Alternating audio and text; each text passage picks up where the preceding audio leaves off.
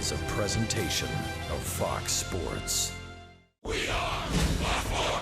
We are Ohio.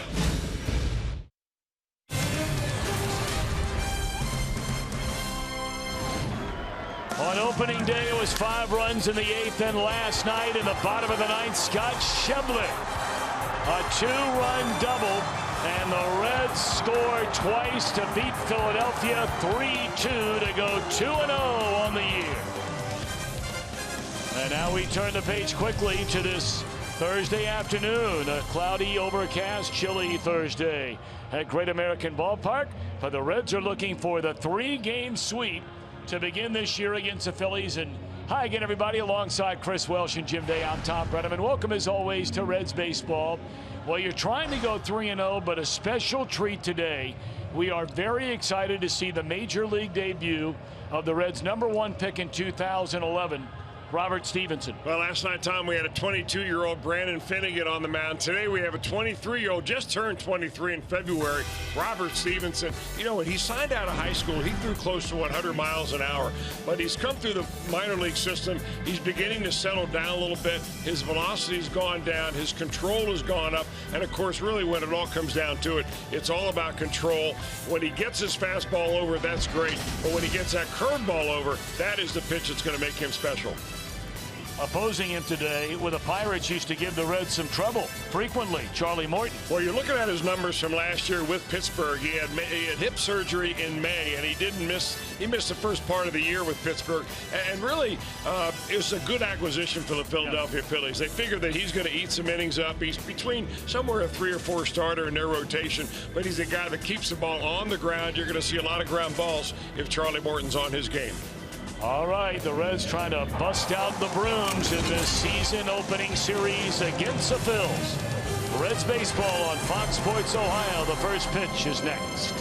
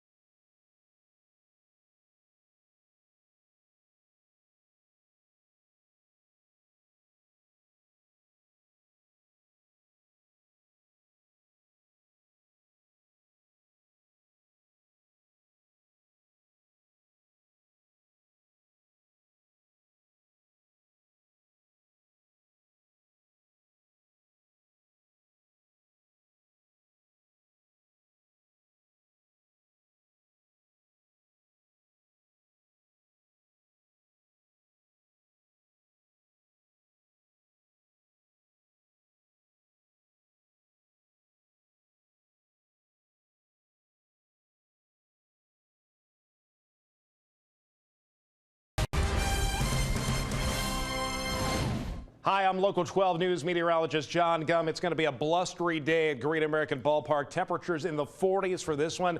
Some on and off rain during the game, but I think we'll get this one in just fine. Going to be cold out there with gusty west winds as the Reds go for win number 3. Enjoy the game right here on Fox Sports Ohio. All right, John, thank you very much. It is an overcast day. It is a chilly day.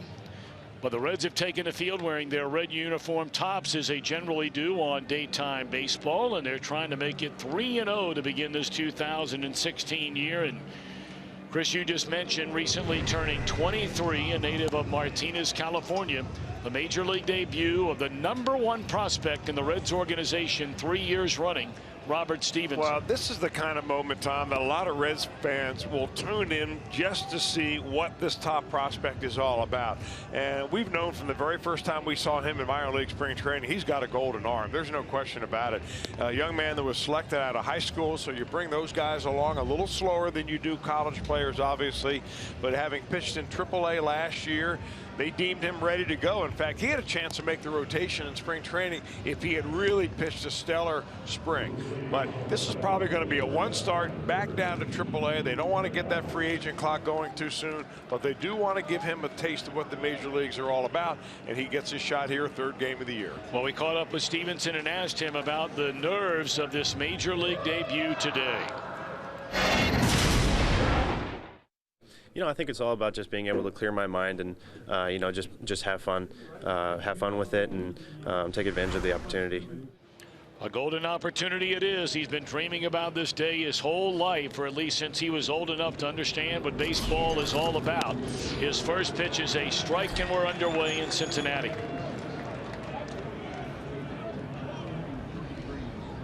Freddie Galvis leading things off, 2 of 7 in the series. Hit a home run in game 1, you may remember, a 2-run home run.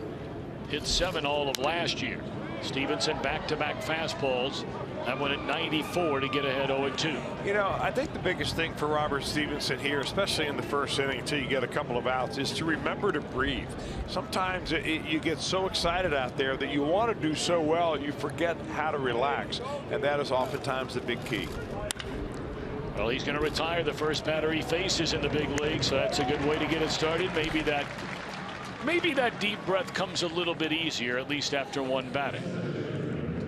Let's take a look at Pete Maccannon's starting lineup today. Herrera coming up, Franco down at 3rd, Ryan Howard back in the lineup at 1st, Blanco at 2nd base, and Cedric Hunter in left. Ruiz catching, Peter Borges in right, Morton on the mound. I think you're exactly right about that. In fact, it gets easier the more outs you do get, especially if you get through the first inning with no damage. Well, you may remember the last week of spring training after the Reds realized there was something not right about Anthony DeSclafani. They had to go back to their minor league system and bring up a pitcher, and that pitcher turned out to be Stevenson, to make a very important start. I mean, basically it was to say, okay, we're going to start this game, and whoever that person was going to be in the rotation to make this start that day. Stevenson walked the first 3 batters of a game. He threw only 1 strike. And Chris, to back up what you alluded to a moment ago, it looked like he was pitching with a time clock or a shot clock behind him. Appeared to be in such a hurry. He was all over the place. He gave up 3 runs in the first inning, had a decent second inning, then walked 2 more in the third. It was just a bad game. You know, sometimes it's hard for pitchers in that situation to realize there's no clock in baseball. You're on your own time. Take a deep breath and then let it loose. High into the air. Playable out there. Schebler getting a start in center field. Hamilton the day off. And the first 2 retired by Stevenson. We look at the Reds defense presented by Ford. Mentioned Schebler in center, Duvall in left, Bruce in right. Changes in the infield to Jesus over at short. And still under the weather is Brandon Phillips. So Jordan Pacheco makes his Reds debut as a second baseman. Tucker Barnhart gets his first start of this young year. 2 up, 2 down on 7 pitches for Stevenson, and now it's Franco who hit a long home run the opposite field here last night with a man aboard.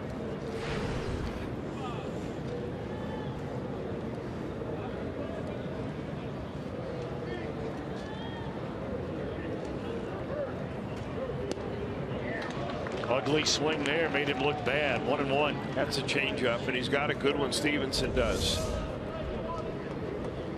Well, it actually has screwball action where it goes down and inside to a right-handed hitter.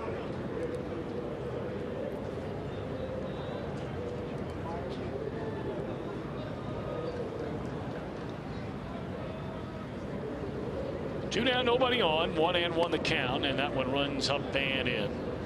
Two balls and a strike. One thing, Tom, that might be in Stevenson's favor today is that when you face the Phillies, at least this year, it's not a lineup laden with household names. So you're not overwhelmed by pitching to guys who you've seen pick up MVP trophies the last few years.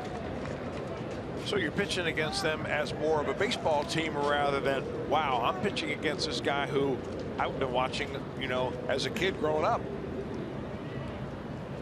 2-2, and here it comes from Stevenson, and it's a check swing. They appeal, and no, says Todd Tischendorf. Bill Miller, the umpire at second base, Tony Randazzo at third, and Brian Knight calling the balls and strikes. I really like the way that Barnhart is taking Stevenson through this at bat with Franco. He's thrown 3 changeups, and Franco, of course, is an excellent fastball hitter.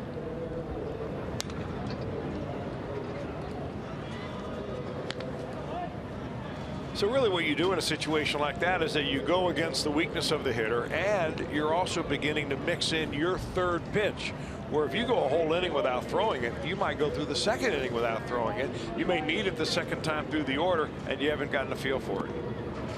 Well, a 2-out walk issued to Franco will keep the inning alive. Now here does come a guy that's a household name that Robert Stevenson certainly watched on television playing as a kid, who has cashed in on an MVP award. Well, you're exactly right about that. And I'm sure that he's seen more highlights from Ryan Howard than lowlights.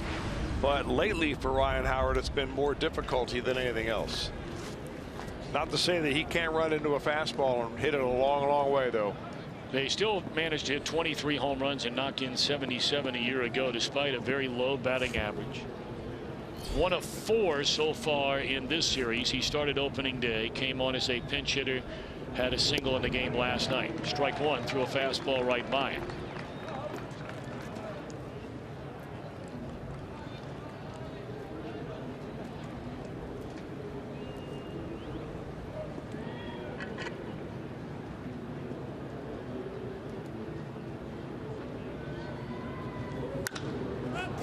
High fly ball, short left field, and Robert Stevenson gets through the first inning of his major league career unscathed. Well done, young man. Last night's hero, Scott Schebler, will lead it off. The Reds are coming up.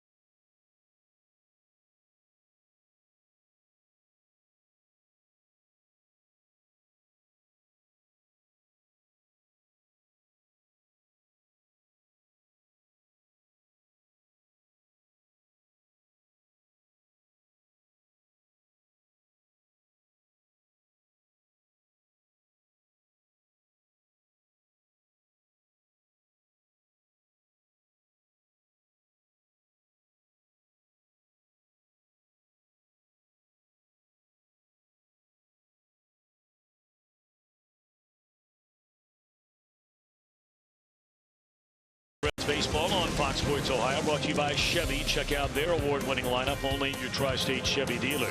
By Cincinnati USA Regional Tourism Network. Stay close to CincinnatiUSA.com. And by Skyline Chili, feeling good. It's Skyline time. Robert Stevenson feeling good. after a scoreless top of the first in his major league debut. So here come the Reds in the bottom of the inning. The lineup reads as follows: Schebler to be followed by Suarez and Votto, Duvall, Bruce, and Pacheco, the second baseman. A latter third of De Jesus Jr., Barnhart, and Stevenson. Charlie Morton, his first year as a Philly. Yeah, you're right. He's 10 years older, or just about 10 years older than Robert Stevenson, a right-hander who relies primarily on two-seam fastball, sinks it down in the zone. And if Morton is on his game, what he'll do is really pitch to contact rather than strikeouts. However, the last time he did pitch against the Reds, which was last September, that was for the Pittsburgh Pirates. He pitched 7 innings of shutout baseball and struck out 7.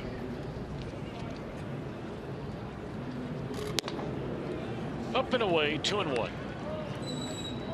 Morton originally an Atlanta Brave, but has spent almost his entire major league career outside of 16 games as a Pittsburgh Pirate until this year.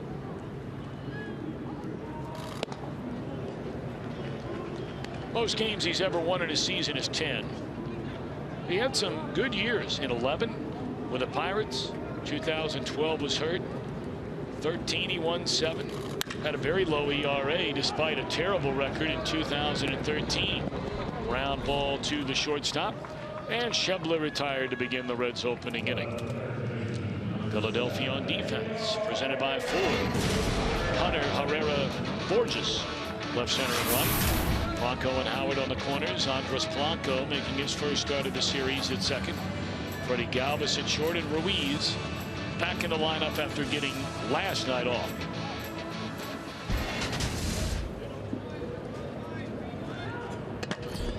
Eugenio Suarez in a home run in the opening inning here last night. He has 2 hits in his first 7 at-bats on the year.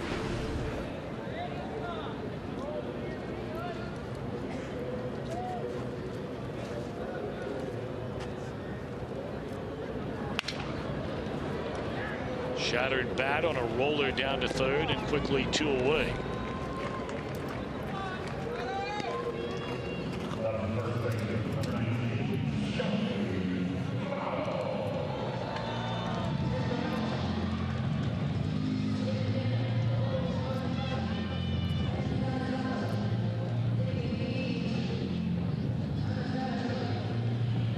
That brings Joey Votto to the plate. 1 hit in his first 7 at-bats on the year. The 1 hit, of course, proved to be the game-winning single on opening day.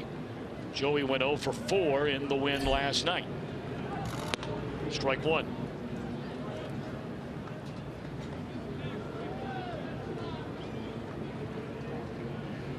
Going back to last year, the Reds today are looking for their 7th consecutive win and their 2nd consecutive series sweep against the Phillies.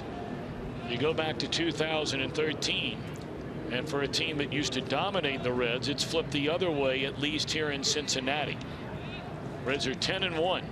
Their last 11 games at home against the Phils. The Reds have not won a series in Philadelphia in seemingly forever.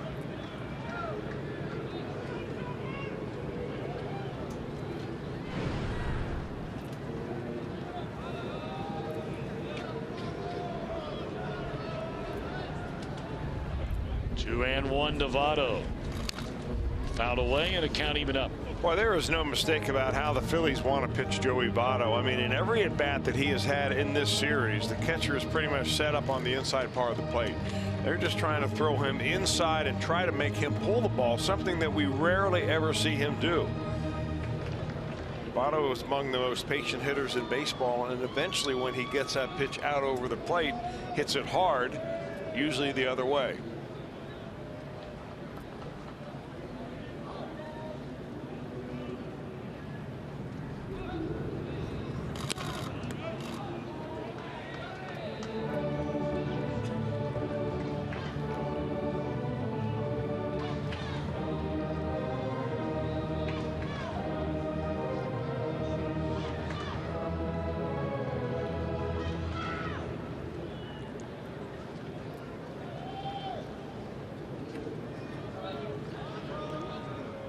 Two down, nobody on. 2 balls and 2 strikes on Votto. And there's ball 3.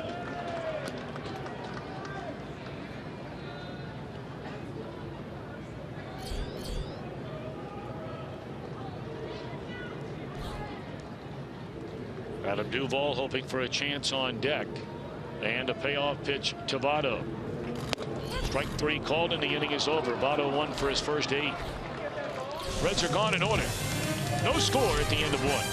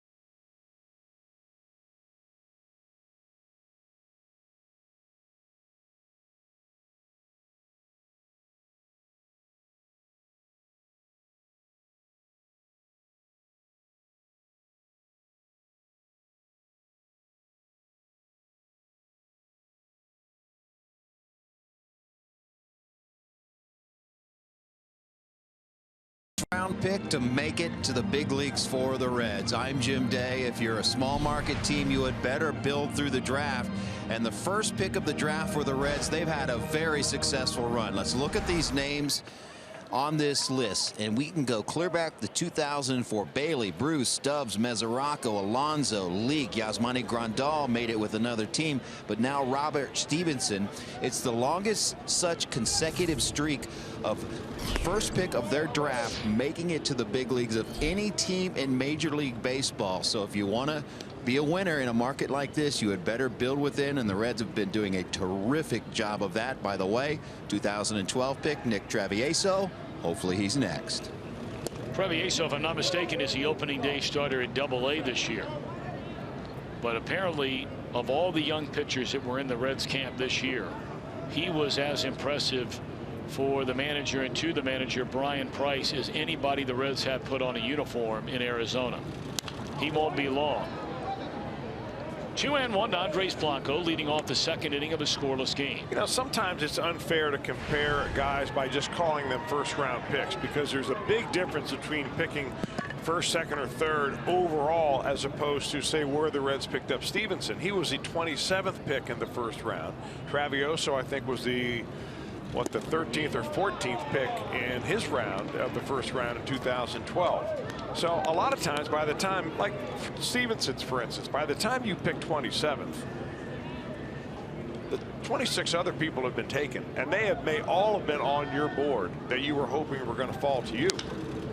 Now, when you pick first or second or third, as the Reds will pick this year, and the Phillies will pick first, the Reds will pick second, you're pretty guaranteed you're going to get a good opportunity to pick somebody that you want who is major league, definitely major league potential, and not just major league potential, but impact type player or impact type pitcher. Lifted Duvall's way in left, few paces to his right, and Blanco retired to open up the second inning. Now, Chris, you know a lot about pitching. You've seen a lot of young pitchers. You've seen high school pitchers. You've seen college pitchers. Reds fans have wondered the last couple of years, you know, you're the #1 pick in 2011 as a teenager. Why is it 2016 Robert Stevenson is making his debut. Baseball is one of those sports where it's a learned skill rather than just an athletic event, especially when it comes to pitching. You've got to develop probably a third pitch that you've never thrown before, and that's mostly the case. And you have to have a repeat delivery that you can repeat and you can throw to parts of the strike zone. I mean, when you're Robert Stevenson throwing near 100 miles an hour in California, no matter how good that high school league that you're playing in, there are kids that are never going to play baseball again in that league. When you get to the major leagues, there are guys here that have been playing for 10 years and may play for another 5 or 6 at MVP caliber. And they've seen a lot of kids just like you. De Jesus to his right throws out Hunter. Only one base runner given up by Stevenson through the first inning in 2/3. And if you remember, Tom, and I always try to make it a point to look at the young pitchers, especially the highly thought of pitchers in spring training when they come to minor leagues. And Robert Stevenson's delivery has changed so much from the time the Reds first got him in his first spring training to now. It is smoothed out. I'll never forget what Robin Roberts, who was my college coach, told me after I came back after my first year of pro ball. He says, "Yep, I knew it. Your delivery is 100% better than it was when you were in college." That's what comes along with throwing a lot of innings. And in the case of a high school kid, a lot of innings over a course of several years. Shot down the right field line into the corner. This will be extra bases for Carlos Ruiz. That's the first Philadelphia hit surrendered by Stevenson, and it's a 2-out double. Yeah, just a high fastball that he just kind of took with the other way. That ball was even out of the strike zone. And Ruiz, you know, you can almost scout by body type. I say this a lot. Ruiz, short arms, very stocky, very strong. Tough to get a ball by him upstairs and tough to get a ball by him inside. And he just kind of laid the bat on that ball. You know, the one pitch we have not seen from Stevenson, going back to that one night where he struggled near the end of spring training against Milwaukee when he walked all those batters and gave up a lot of runs. The pitch that seemed to right the ship for him was a venomous breaking ball. Now, we have not seen that so far in the game today. You're right, and I'm a little surprised. And it could be where, you know, he went down to the bullpen and he just didn't feel like he had it. So you don't want to use that, you know, early on and hang a pitch and start ruining your day with it. But at the same time, you have to stay stubborn with your stuff. That might have been it right there. Broken bat liner to third will end the inning.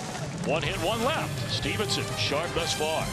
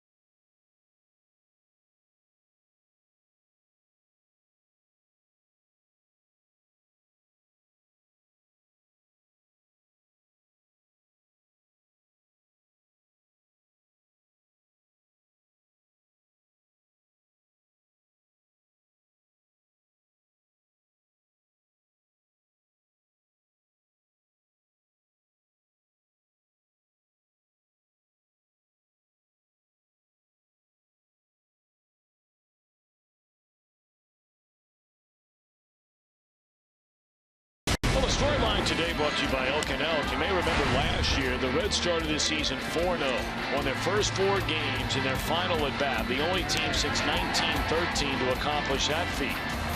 Chris, here we go again. First 2 games this year.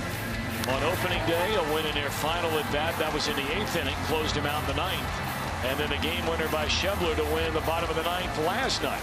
Well, I think these games, the way they've won these games, very important from an emotional strength part for this ball club.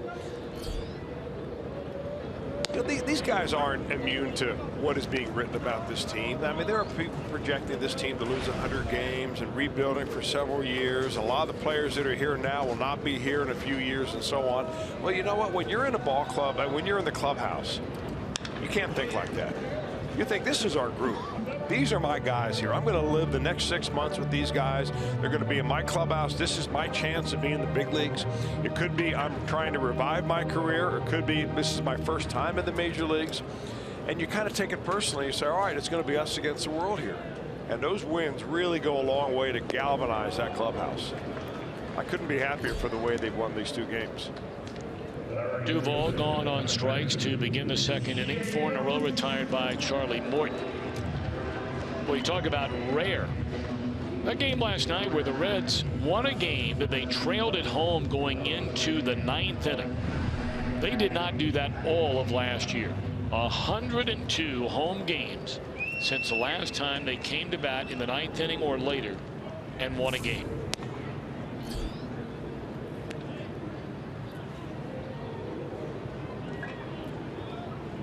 Jay Bruce, 3 hits and 8 at bats to begin this year. Had the 2-run single in the 5-run 8th inning on opening day. Straight up in the air. Herrera and Hunter converge. Herrera waves off Cedric for the 2nd out.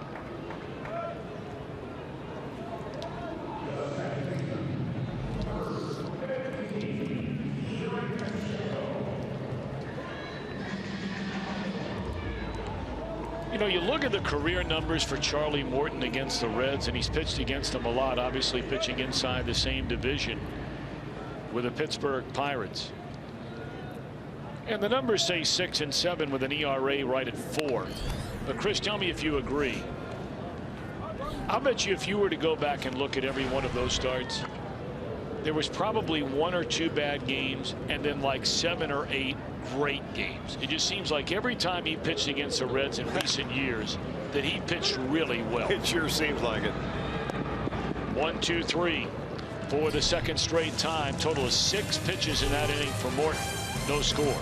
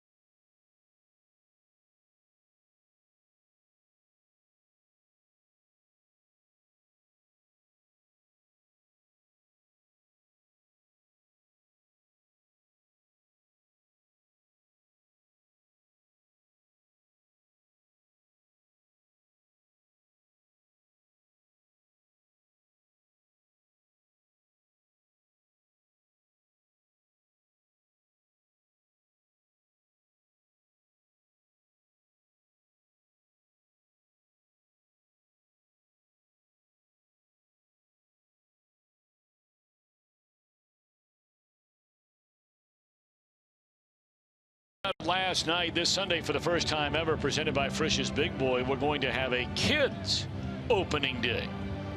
Pre-game kids block party will go on, interactive games, a red carpet featuring mascots and so much more. And by the way, all kids 14 and younger receive a Reds cap. All thanks to Frisch's Big Boy. Come on down it'll be a great time guaranteed. That's a 110 start against the Pirates. The major league debut today of the Reds' #1 pick in 2011, Robert Stevenson. 2 innings, 1 hit, 1 walk, no runs.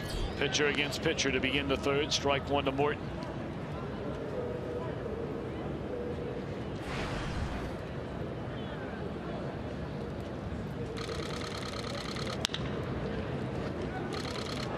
De Jesus will cut it loose, but not going to be in time. That's an infield hit for the pitcher, Morton. And boy, you talk about rare. Charlie Morton had 1 hit all of last year. He is a career .072 batter. So you're saying the pressure's off?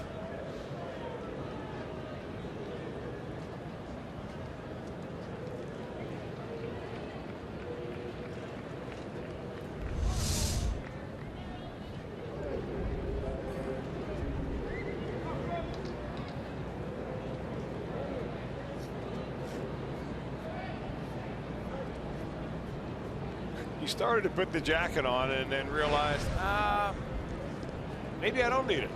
I think he was having a hard time getting his arm in the sleeve. He looked like he went in there twice, and it may have been all bunched up from when he took it off and just said, forget it. Fastball high and away, showing bunt is Galvis. So you take a look. He goes to reach in there. Here's once. Here's twice. Here's a 3rd time. Forget it. Don't need no stinking jacket. That's what I felt about that tux last night we were wearing. You were looking good last night. Oh boy. If it's fair, it's out of here, and thankfully bending foul. Galvis already with a home run in this series.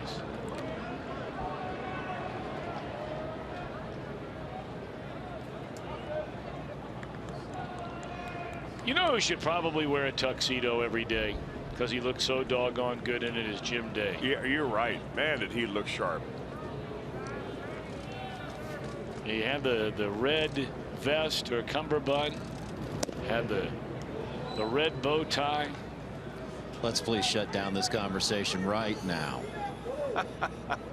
I mean, in the post-game, man, you were looking good. I was freezing.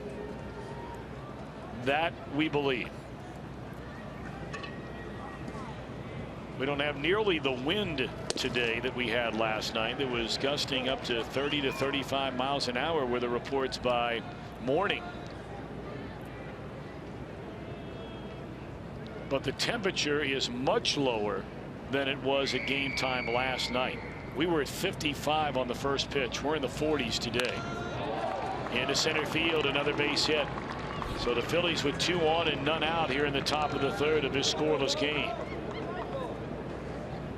Now that was the curveball that we've talked about, and really I think the curveball, and you mentioned it early, Tom, is the real difference maker for Robert Stevenson. I mean, it is a hammer when he throws it right. It just kind of rolls up there right now. I don't know whether it's the cold weather, having a hard time getting a good grip on the seams, whether he just kind of left it up there and didn't follow through on it. But a chest high curveball doesn't normally come out the way you want it to. Reds are wondering if Herrera will be asked to bunt here. He had 5 sacrifices a season ago. Shows bunt, pitch in the dirt, blocked nicely by Tucker Barnhart, ball 1. You know, the one thing about the bunt right here is that the Reds ought to realize, and somebody maybe should remind Robert Stevenson that you have a pitcher at second base running who has not been on the base paths very much, and he had hip surgery last year. So we're not talking about a burner out there. You do the best you can to get that lead runner here. Cover as much ground as you can. If Stevenson has the third base line, get over there and get it done. We know that Votto is a very aggressive defender.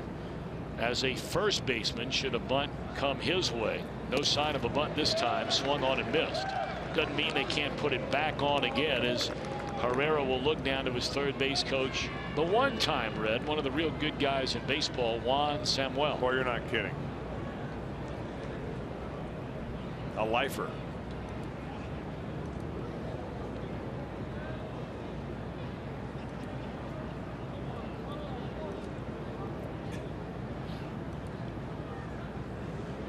2 on, none out. 1 ball and 1 strike on Odubel Herrera. Again, he swings away, and the bottom fell out of that pitch, and Robert ahead at 1 ball, 2 strikes.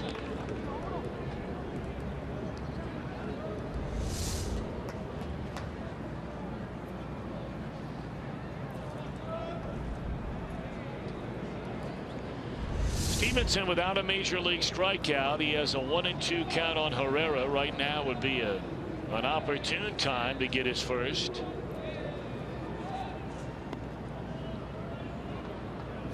He nods in agreement on the sign from his catcher Barnhart. They set up inside, and that ball was left out over the heart of the plate. Fouled away. Still 1-2. That's a tough pitch to get in there because, you know, if you miss, normally you miss out over the center of the plate, and that's the one that gets hit hard. He was fortunate that that ball was simply fouled off.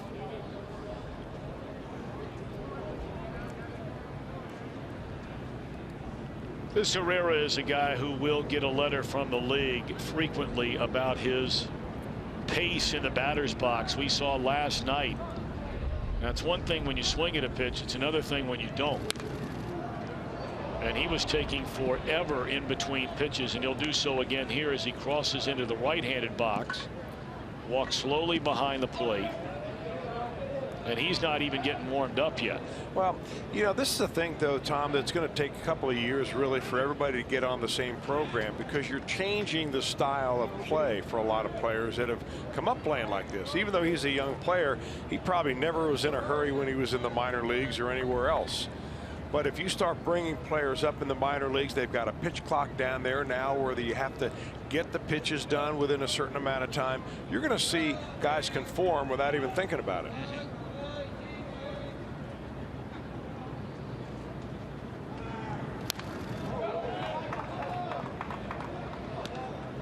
He fouled off. Was it him that fouled off about 9 last night?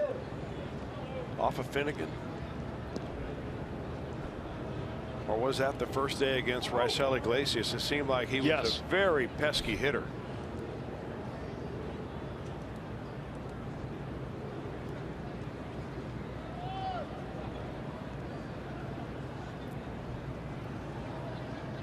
It's 29 seconds for Herrera to get into that batter's box. Stevenson was standing there waiting on him. And the 1-2 again. Fastball misses away, or changeup away. 2 balls, 2 strikes.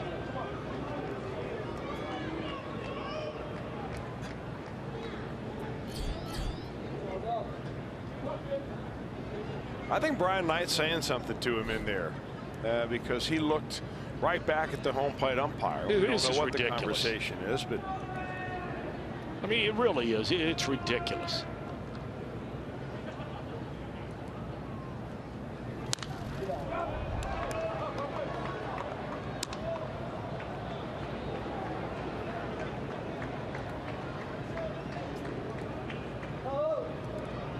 He's already done the walk around, and here's where he goes into complete 4-corner offense.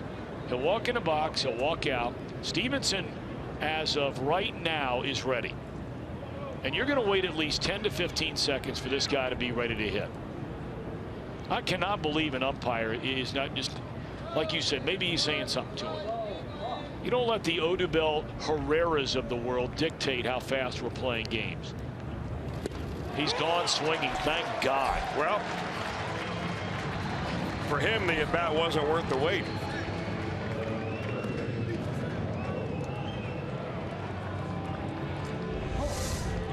Just good old-fashioned high fastball. You want to make me wait? Well, don't wait too long on that fastball.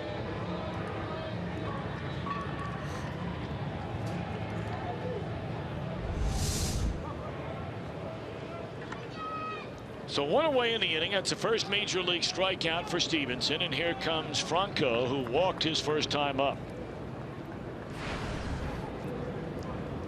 Well, they're very excited about this young third baseman. Played in 80 games a season ago, hit 14 home runs, drove in 50. He had nearly 40 extra base hits in those 80 games. Told you the story about this young man, his first 3 years in professional baseball, you know, starting as a teenager. He hit a total of 19 home runs in 3 years, and then in 2013 at High A and Double A, he clubbed 31. Breaking ball is low, 2 balls and no strikes. He had a chance in 2014 to make the major league club. Didn't get it. Sent him to Triple A. They brought him up to the big leagues in September. And then last year started the year in Triple A before they brought him up in mid-May, and only a fractured wrist in August cost him what could have been a Rookie of the Year award.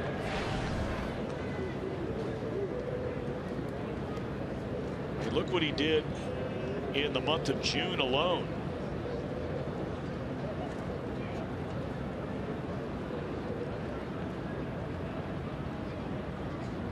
Two-one pitch. Straight up in the air, infield fly rule in effect. And this will be out number 2 of the inning. Big out there.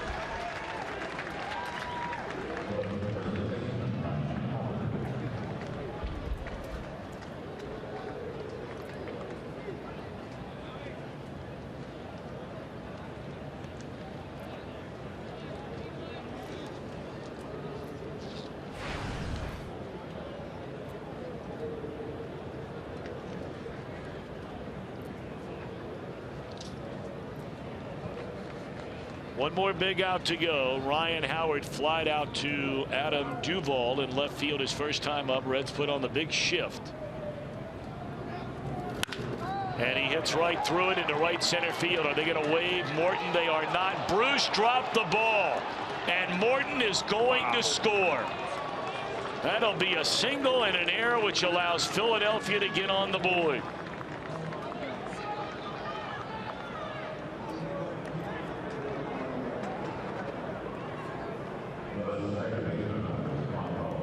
Well, Juan Samuel at third base had Charlie Morton stopping all the way. They're not going to take a chance trying to send the pitcher even with 2 outs. Morton kind of just jogging in the third, but when Samuel saw him drop the ball, you see him wave Morton in. The throw goes into second base.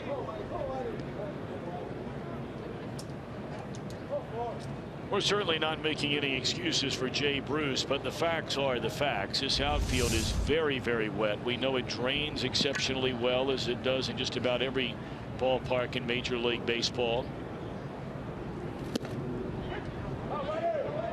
Well, we had a lot of rain last night, especially overnight, and pretty much a constant rain on and off this morning. Well, that's true, Tom, but you also have to consider that he realized that Morton is running. I mean, he's a smart outfielder and probably didn't think he needed to rush the play. I mean, you could almost have knocked that ball down and picked it up after it stopped rolling. Fly ball center field, so the error will cost Stevenson his first run in the big leagues. It's an unearned run, but a run nonetheless. And the Phillies, after 2.5, own a 1-0 lead.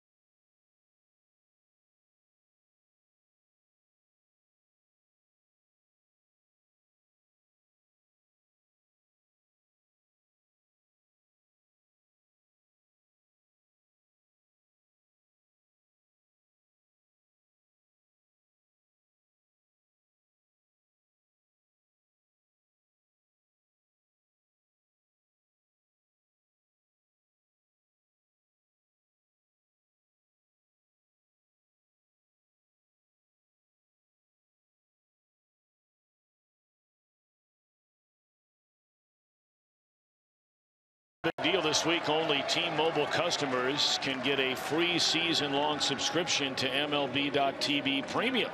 Just go to T-Mobile.com/MLB. Sign up now, and you'll catch every moment on America's fastest-growing LTE network. We are at Great American Ballpark in Cincinnati on this Thursday afternoon, a cold Thursday afternoon.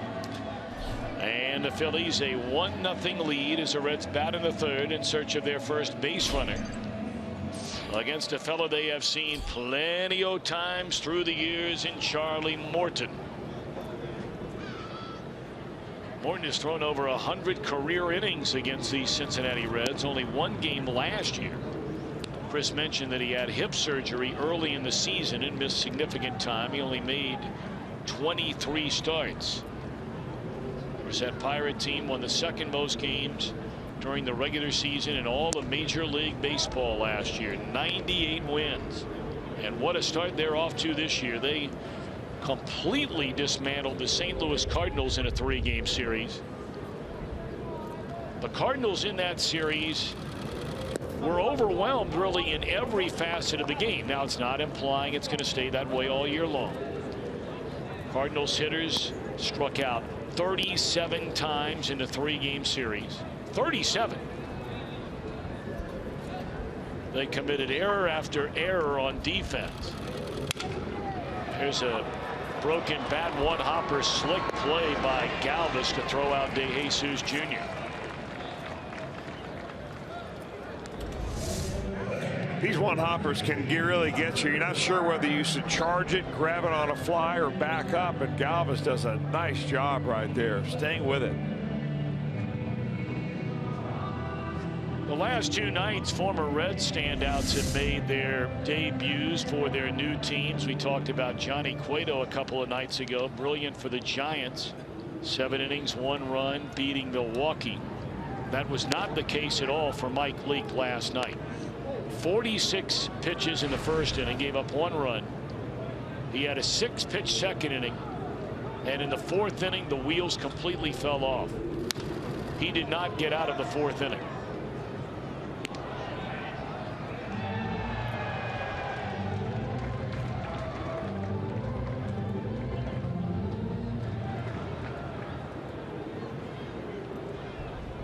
Well, is that more about Mike Leake or more about the team that he was pitching against? That's a very good question.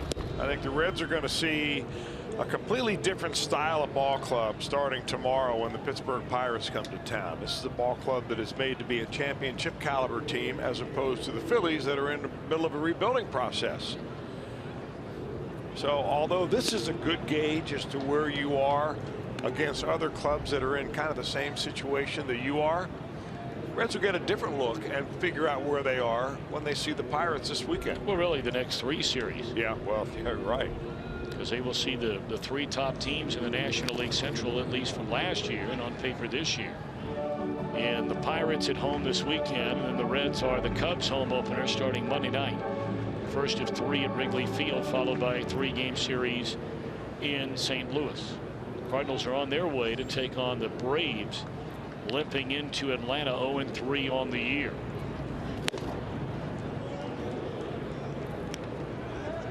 Three and 2 on Tucker Barnhart. Stevenson next.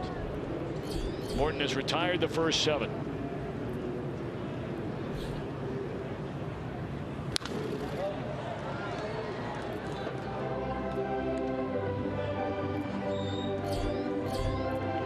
Tell you, it's one thing to lose the first 3 games of the year like the Cardinals did and like the Reds are trying to do to the Philadelphia Phillies. But how about when you lose the first 3 games of the year and you don't score a run? There's ball 4 to Tucker Barnhart.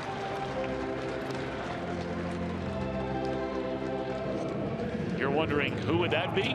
Well, here's your answer. Our MLB news and notes.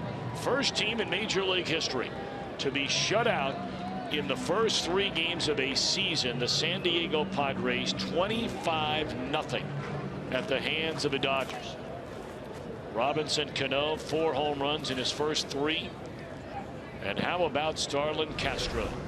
Chris, you and I were talking about him in this booth 2 years ago. that it wasn't going to take much to get Starlin Castro in a trade. The writing was on the wall with Addison Russell and you know, the emergence of so many of those young Cub players, Javier Baez and Castro now a new team with the Yankees, and he's still so young.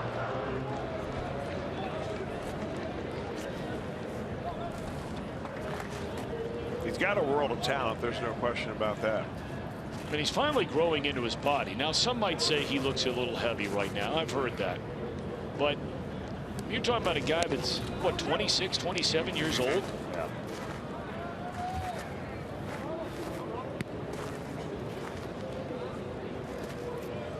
Man, he can hit.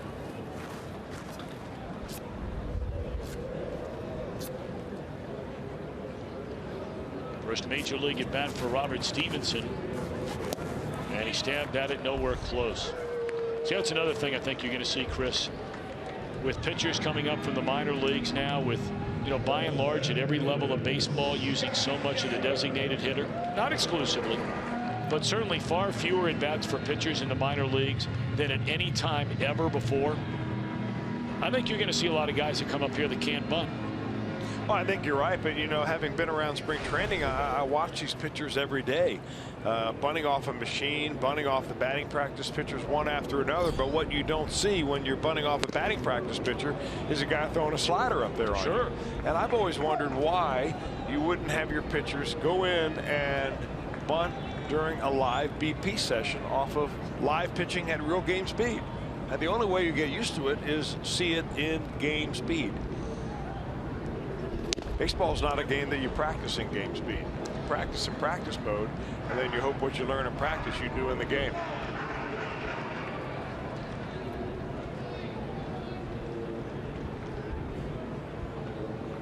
Oh, 2 on Schebler. He grounded out to short, his only at bat today.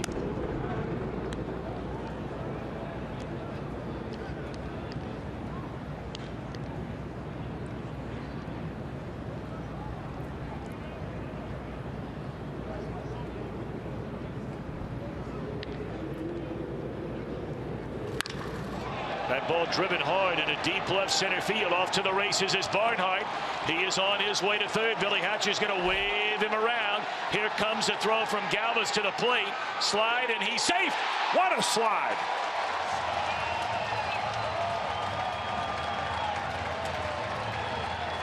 What a tremendous effort for Tucker Barnhart.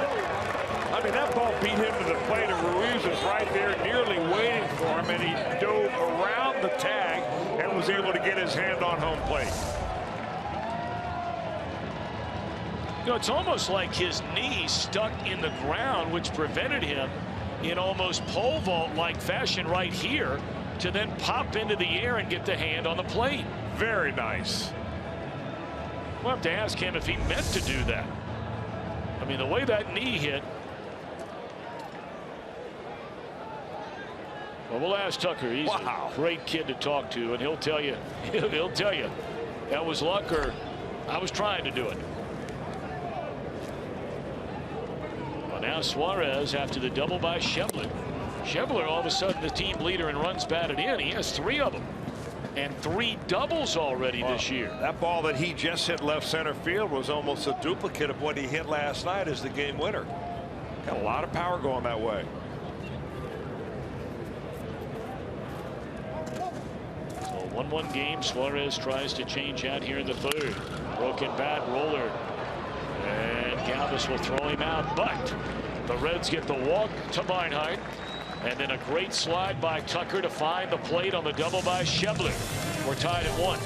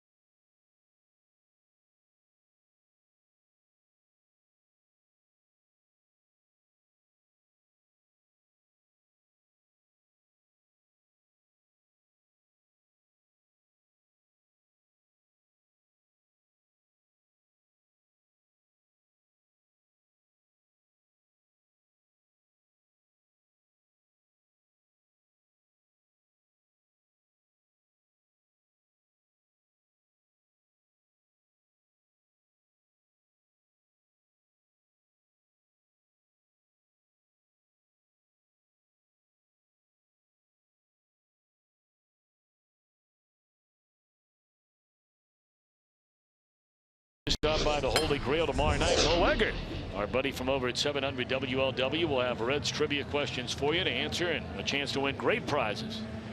The fun gets started at 6 p.m. tomorrow night across Joe Nuxall Way at the Holy Grail on the Banks.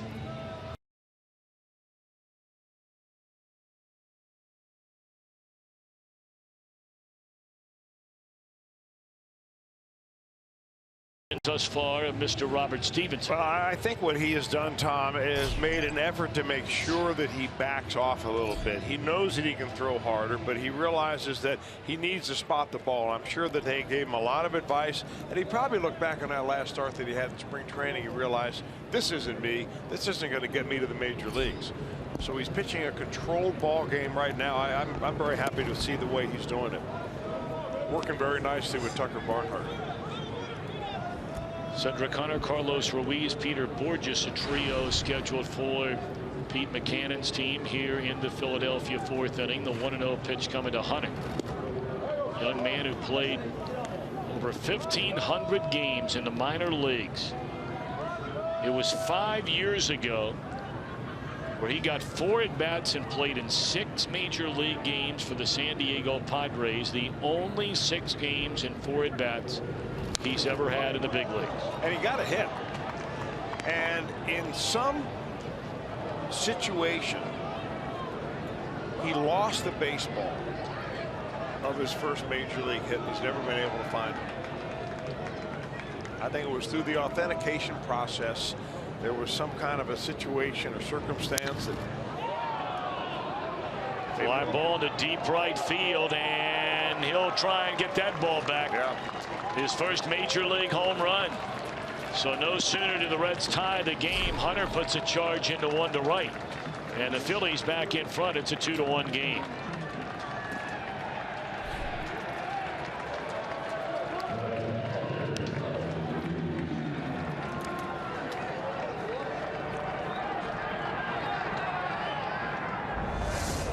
He went right down there to get that ball. He's got a kind of a big looping swing and a big high stride, kind of a timing thing for him, and he went right down there and golfed it out of here.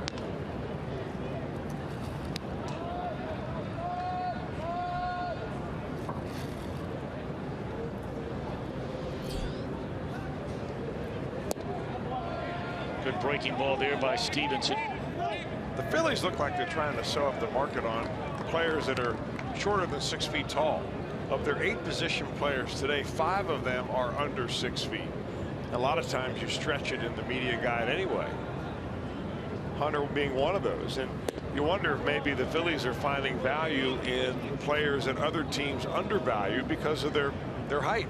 Sometimes that can be the case in the evolving of the athlete.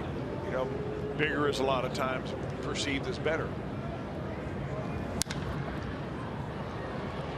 Ruiz doubled down the right field line his first time up. This pop fly will drift out of play, and he's behind Stevenson, a ball and 2 strikes.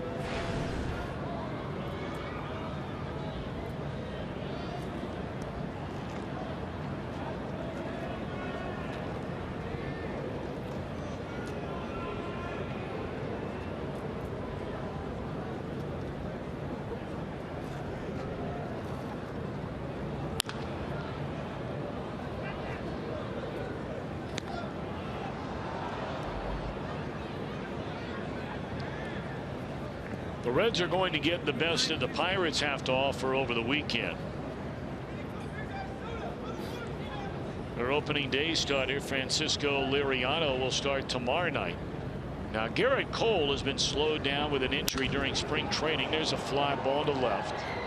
Schebler back to Duvall rather to the track, makes a grab, 1 out. Garrett Cole, their ace from a year ago, won 19 games, has not started yet this year. Saturday's his 2016 debut. Now, you could make an argument who their 3rd best starter is. They're really flipping coins. They brought in Jonathan Neese from the New York Mets, the winner last night, who outpitched Mike Leake, Juan Nicasio. But the starter on Sunday will be the left-hander who's been around the Pirates for a number of years, Jeff Locke.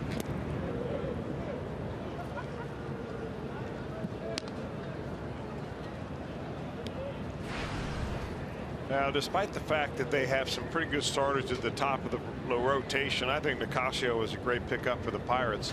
Their bullpen is extremely good. Yes. In fact, I think they have not allowed a run yet through the first 3 games of this series against the Cardinals.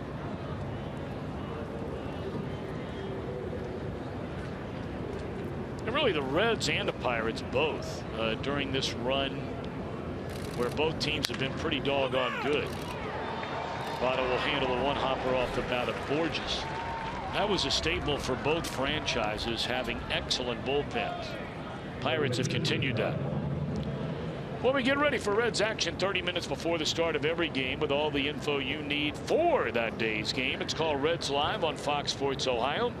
Brian Giesenslaw, Jeff Picoro and company. It's all presented by Ray St. Clair Roofing.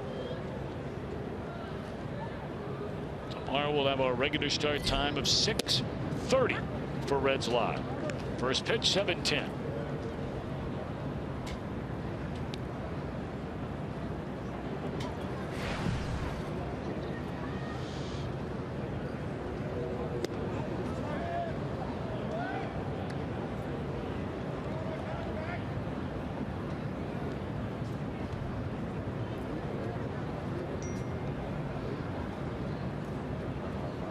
Morton at an infield hit his first time up. Straightaway center field will back up Schebler. Plenty of room. Inning is over. Damage done on the home run by Hunter. Reds have Votto, Duvall, and Bruce coming up. Down a run.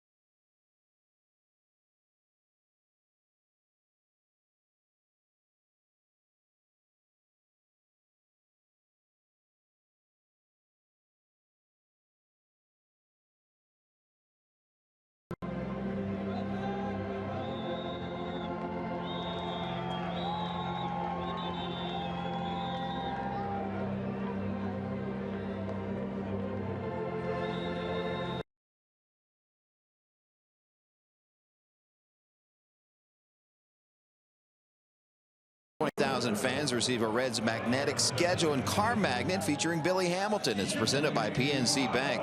Plus, stick around after the game for a spectacular fireworks show. For tickets, call 513-381-REDS or visit reds.com. Reds had 5 prominent pitchers starting the season on the disabled list, and let's update you on the progress of a few. As we know, Homer Bailey coming back from Tommy John surgery. He and John Lamb yesterday through simulated games. They're still in Arizona.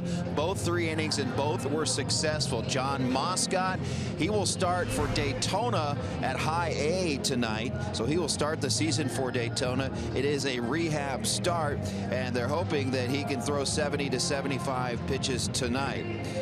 We told you about Anthony DeSclafani yesterday. He's on track to start Sunday. That's the reason we see Robert Stevenson today. But if it weren't for bad luck, Michael Lorenzo would have no luck at all. Elbow problem, they shut him down. He is due to start throwing again, but he developed mononucleosis. So he's had a tough road to hoe. Not sure how long that's going to keep him out, but once he gets past that, he will be ready to begin throwing again.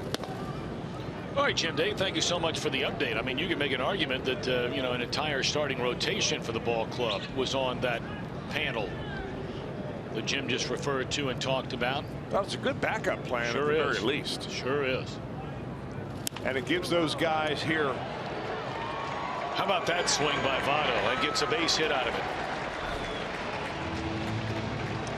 Well, something to be said for staying alive at the plate.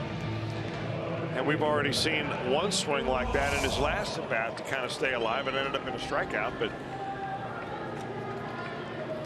with an 0-2 count, that's a good pitch, but down and in. Hey, I'm not even sure he's trying to put that ball in play. He was just trying to foul it off to stay alive.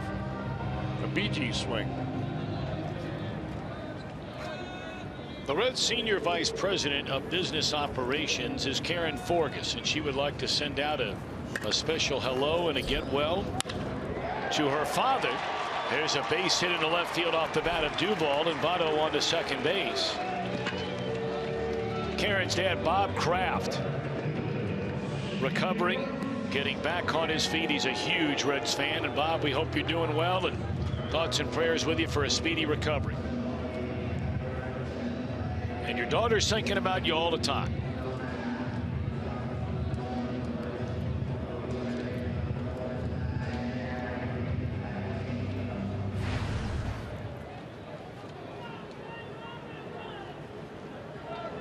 Two on, not out. Reds down 2-1 here in the last of the fourth inning, and now Jay Bruce down a strike.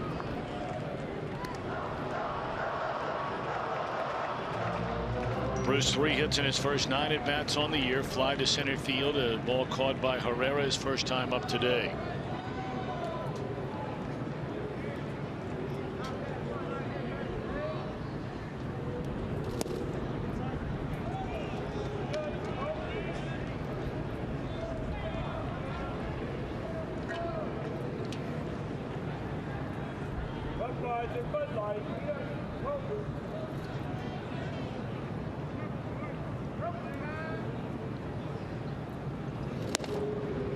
Two balls and a strike.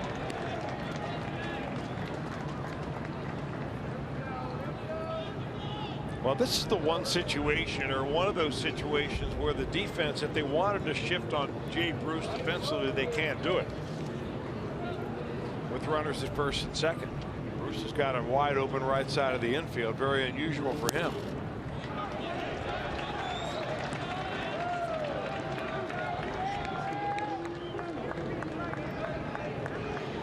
Well, Bruce going to take a big deep breath. We've seen in the past where a lot of hitters, they get to 3-1, they'll get a little jumpy knowing it's a good hitter's count, that they're more than likely going to see a fastball. Bruce looking for something to hit hard, and he does. A long, long way from home.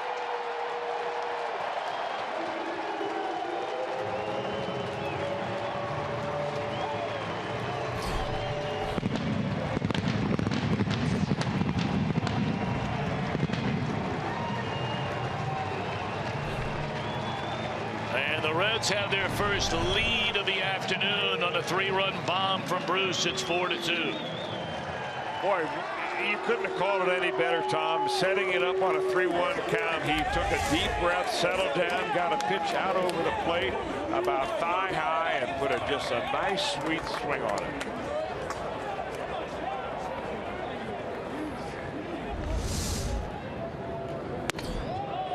It's pretty much a sure bet when you've got a left-hander at the plate against Charlie Morton, and he gets behind in the count. He goes with that fastball, two-seamer, more times than not, about 80% of the time. And the Reds know that, and he wasn't trying to trick Bruce. He was hoping to get a little movement on that pitch, and it kind of hung right there thigh high.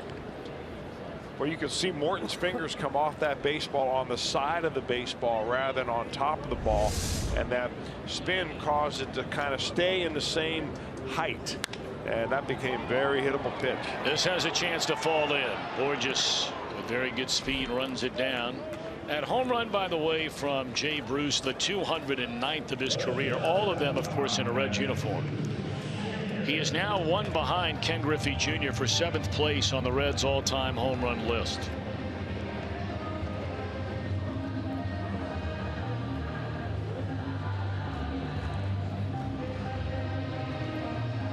We were mentioning just the last half inning that Schebler was a team leader in runs batted in with 3 after that RBI double. Well, no longer.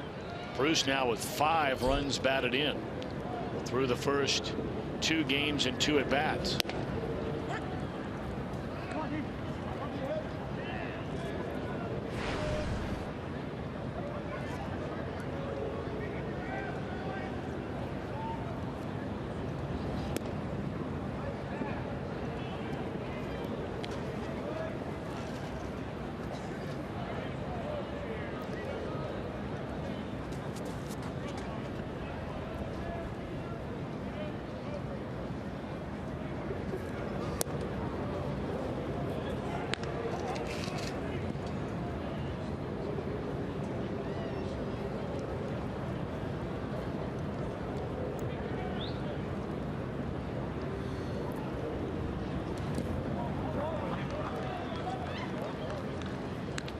Two and 2 on Ivan De Jesus Jr. He grounded out to Galvis, the shortstop, his first time up.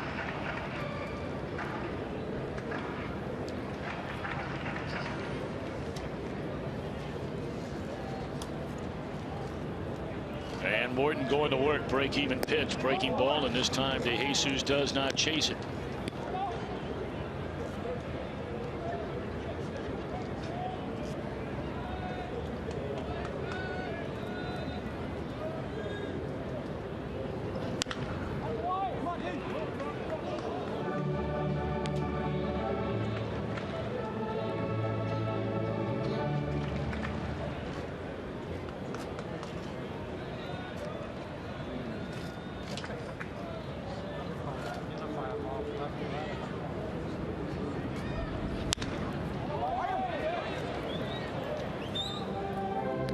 Still 3 and 2 on Ivan.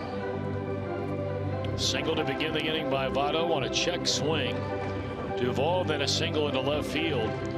And on a 3-1 count, Bruce hammers one halfway into the deck in right center.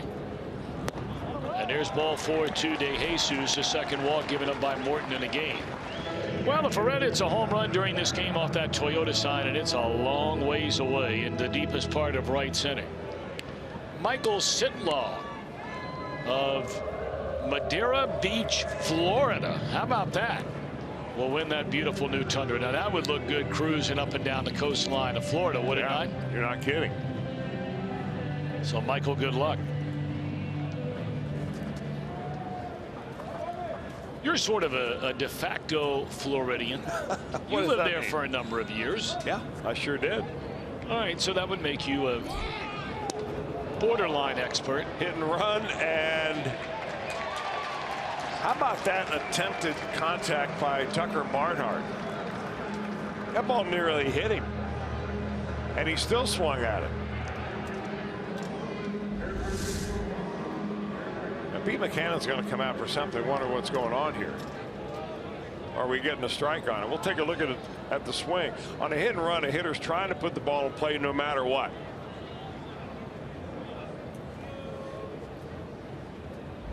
Now maybe he was wondering if there was interference on Barnhart after the swing getting in the way of Carlos Ruiz making the throw. Well, that's where the catcher needs to initiate contact, right? Because if you do that, they're going to call it automatically. Well, if you do have contact with the fielder or the batter over the plate, you're going to call it. Well, he was over the plate. Well, the ball was so far inside, though, because I'm wondering if that, contact that they may have had or came close to having was in the batter's box area instead of over the plate.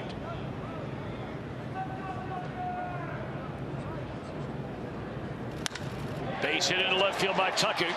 They're going to hold the runner at third with 1 out of the inning. Now the pitcher is coming up. Ball trickles through the infield, but everybody's staying put. So, Barnhart got off to a terrible start at the plate in spring training. But the last 8 to 10 games that he played in, he finally found the stroke and was hitting the ball as consistently well as anybody up and down the Reds lineup. And here he is, his first start today, and he's on base for a second straight time.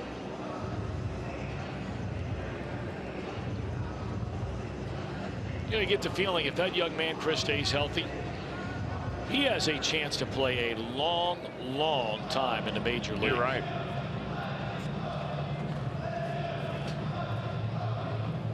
Well, first of all, he does what you want from a backup catcher, which is being a great receiver.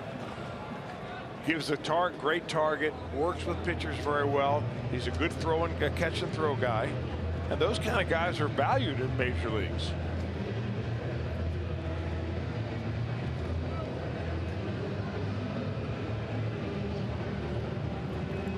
Now the left-hander Daniel Stumpf, who was getting up seemingly every other inning in the game last night, is up again here today.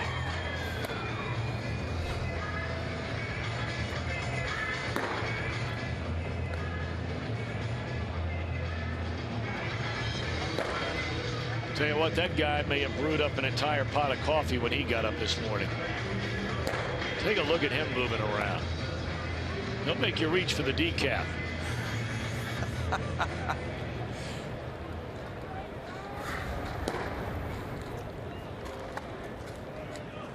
Well, when you're a rookie pitcher and your name is called in that bullpen phone, you don't need a pot of coffee. You're right. Now Stevenson did not look comfortable trying to bunt his first time up. Pulls the bat away here and takes outside ball one. Reds have him on the corners. Leading 4-2 thanks to a 3-run home run in this inning by Jay Bruce and trying to add on.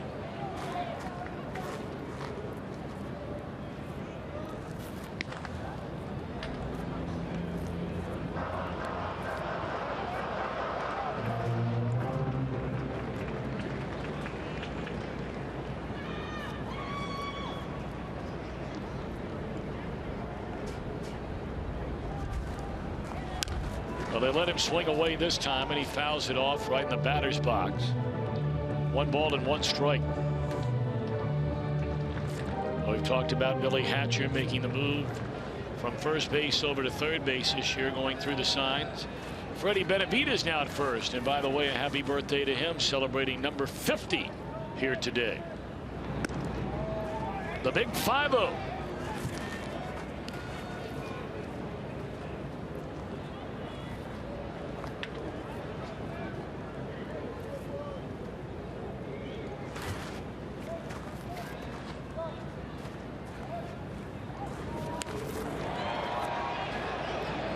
Martin looking around, and slight delay for Blanco getting over to cover the bag. Gives Stevenson his first sacrifice. Runners at second and third, 2 outs in the inning. Schebler coming up. And does Pete Buchanan come get Morton? Or does he let him face a left-handed batting Schebler? No is the answer. That's all for Morton. So a guy who generally has pitched very well against the Reds through the years as a Pirate does not fare nearly as well in his first start against him as a Philadelphia Philly. He will leave with 2 outs in the 4th inning. So far has given up 4. And he will give way to the left-hander Daniel Stumpf. This is our Skyline Chili call to the bullpen.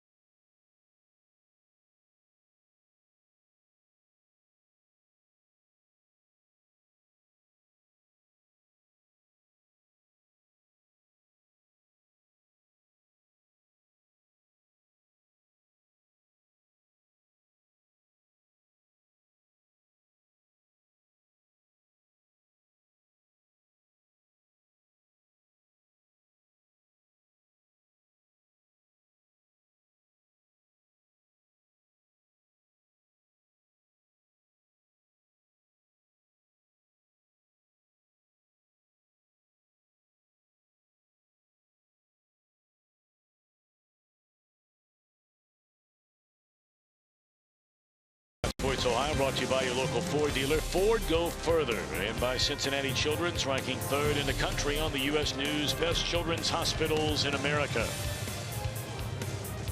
Special hello to all those watching at Cincinnati Children's today. Looking forward to a big gala raising money for Children's Hospital this Saturday night. The Celestial Ball over at the Duke Convention Center, where they will be honoring the Reds Community Fund and Susie and Bob Castellini on Saturday night. Daniel Stump. Stump making his season debut. He has never pitched above Double-A, so it's his major league debut as well. Spent last year with Northwest Arkansas in the Texas League, and then was selected from Kansas City's organization by the Phillies in the Rule 5 draft. And one thing he did at the minor league level is dominate left-handed batters. He gets ahead of the left-handed batting Schebler 0-2. He held opponents to a 167 batting average last year in the minor leagues. Daniel Stump.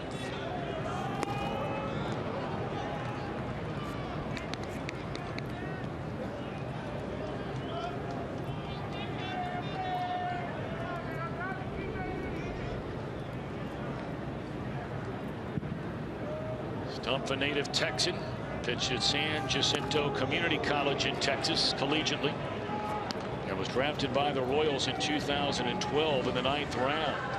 He had been a starter for an entire year in 2013. He got 8 starts in 14. And in his 42 games in the minor leagues last year, all but one as a reliever. Pretty good eye there by Schebler. 3-2.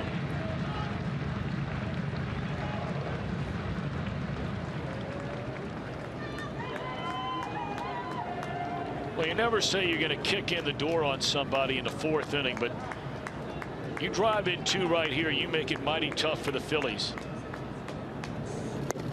Ball 4. Good at bat. Well, now does Pete Mechanic come out and bring in another pitcher?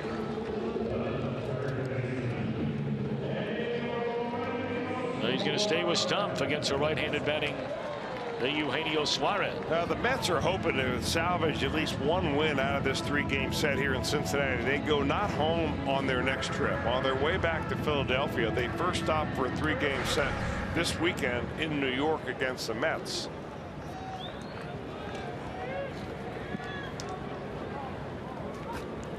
Now Suarez behind strike 1.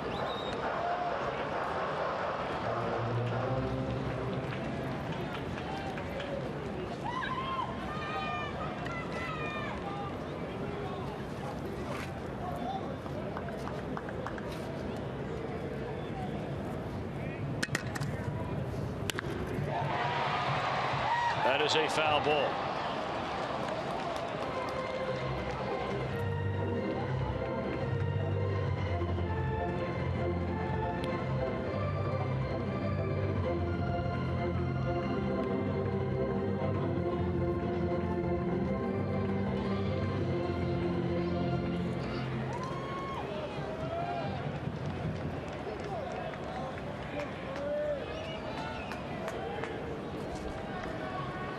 And 2 on Suarez, and that one's in the dirt. 1 ball and 2 strikes. Reds have scored 3 runs in this inning,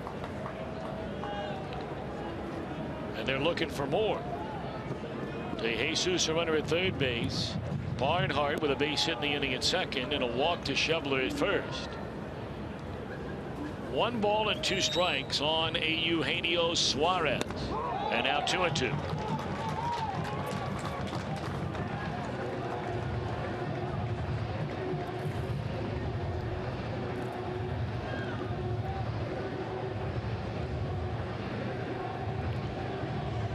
The bullpen was a disaster behind Hellickson, allowing the 5 runs the Reds scored to win on opening day. They got an incredible start from Aaron Nola last night. Got a rock solid 1-2-3 8th inning out of David Hernandez, and then in the 9th inning the Reds scored twice to win. Break even pitch on Suarez. Ball 3. And now here you go to your bullpen for the first time today, much earlier than the last 2 games. The reliever comes in and walks a left-handed batter. And after getting ahead 1-2 on Suarez, he's running full with the bases loaded.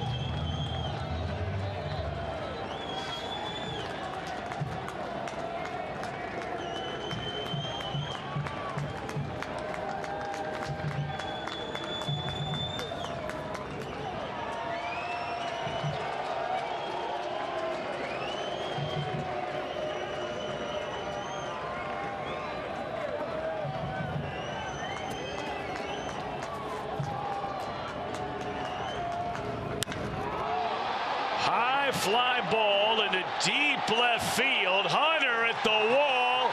Grand slam, Suarez.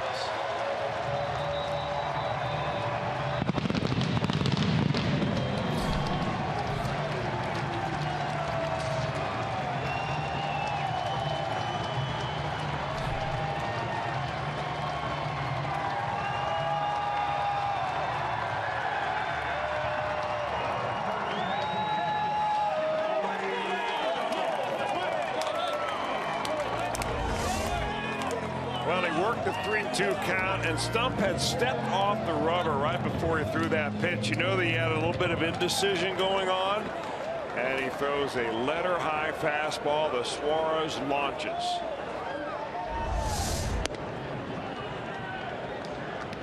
It's not a bad inning. It's a regular 7 spot for him. His entire inning began on a check swing. Single, infield single by Joey Votto. It went right over the pitcher's head with very little on it at all. But by the time Galvis got to it, he was well behind the second base bag. A 3-run home run by Bruce, a grand slam by Suarez. And here in the last, well, it's been the last 2 Reds at bats spanning probably about 40 minutes. Schebler became the team leader with an RBI in the 3rd with 3 runs batted in. Bruce has a 3-run home run in the inning. He took the team lead with 5 runs batted in. And now Suarez says, get me in on that action. He's tied with Bruce now with 5. And there's a walk to Votto. And the major league debut for Mr. Stump might be over.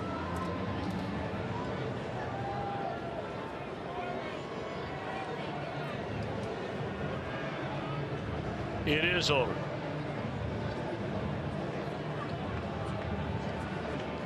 So he does not retire a batter. Issues a walk, gives up a grand slam, and then gives up another walk. Brett Oberholzer will take over from the Philadelphia bullpen.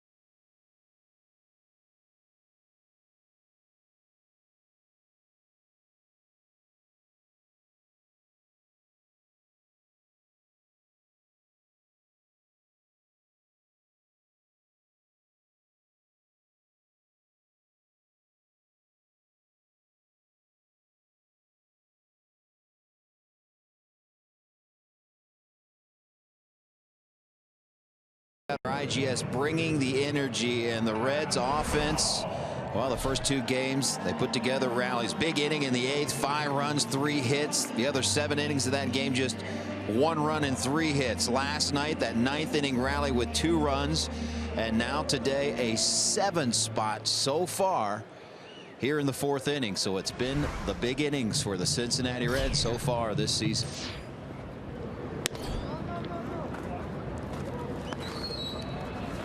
Brett Oberholzer takes over on the mound, another left-hander out of the Philadelphia bullpen. Morton goes 3 2/3, allows 5 hits, 6 earned runs. Those were gassed in by Stumpf after giving up the grand slam, and he is charged so far with 2 runs, and Votto, of course, is his over at first base.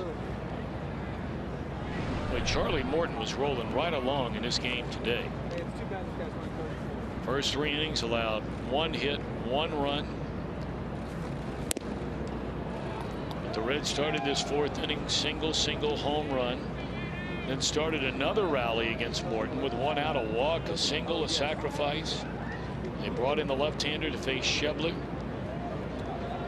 Stumpf walked him. Suarez a grand slam, and a walk later, a new Philadelphia pitcher.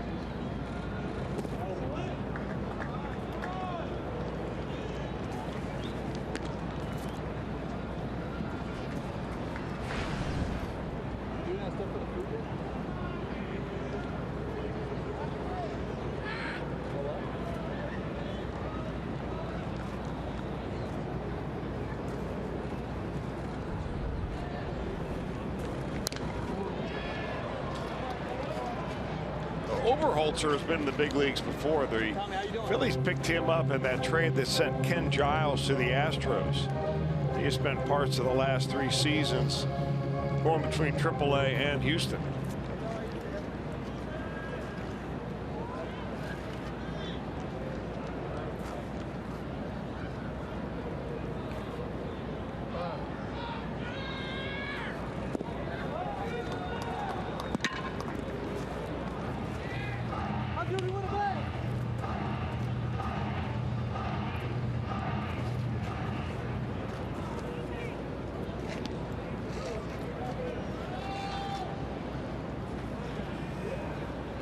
Duvall 1 of 2, singled and scored in this inning. A 7-run 4th inning for the Reds. They came to the plate trailing 2-1, and there is another walk. Holy Moses. That is a 4th walk in this inning. And the 2 left-handers out of the Philadelphia bullpen have given up walk, grand slam, walk, walk.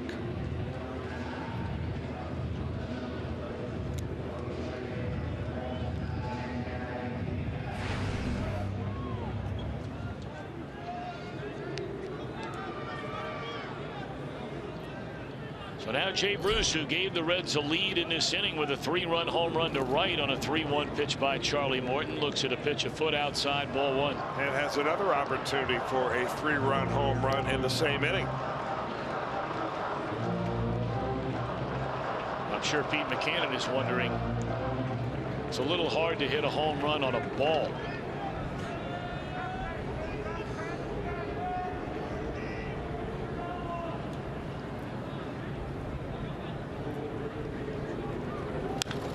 There's a strike delivered, and it's fouled away. A ball and a strike on Jay Bruce. Had a great conversation with Pete McCannon. You know, this is the 3rd time that Pete McCannon had become an interim manager until he finally got named to an extension as a full-time manager. And he said, you know, I'm 64 years old. If I was 50 years old and this is my first managerial job, I would be nervous as can be. But I'm not. I'm relaxed. I've gotten to where I want to be. I know I don't have a great team. We're rebuilding. They're going to stick with me a while. They gave him an extension. But there are going to be some tough times before you have some great times. Pete grew up in Chicago, Illinois, went to Brother Rice High School, took over for Ryne Sandberg last June the 26th. And really the Phillies, who were so bad, I mean really, really bad, up to that point in time, the remainder of the year were just 14 games under 500. That is not nearly as bad as they were before that point. 2005, Chris was alluding to the 2 times he had a chance to be an interim manager, replaced Lloyd McClendon for the final month.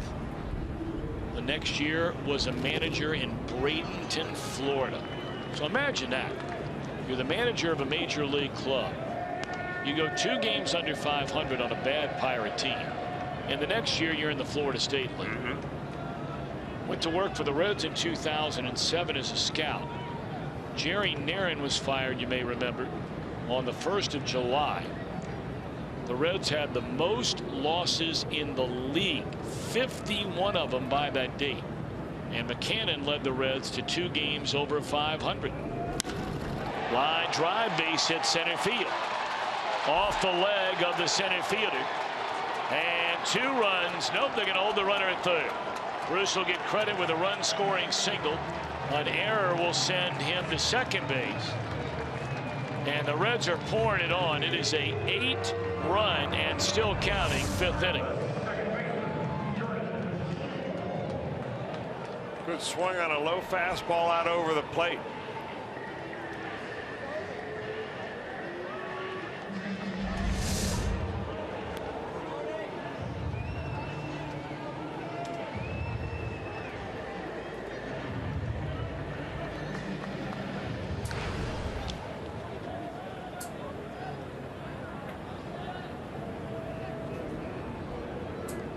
So you may remember it was Bruce who was charged with an error that allowed Philadelphia to score their first run of the game. It's when he bobbled a ball on a base hit to right, and Charlie Morton, who had been held up at third base, was then waved home. Well, Bruce more than making up for that 1 run. He's driven in 4, and we're only in the 4th inning.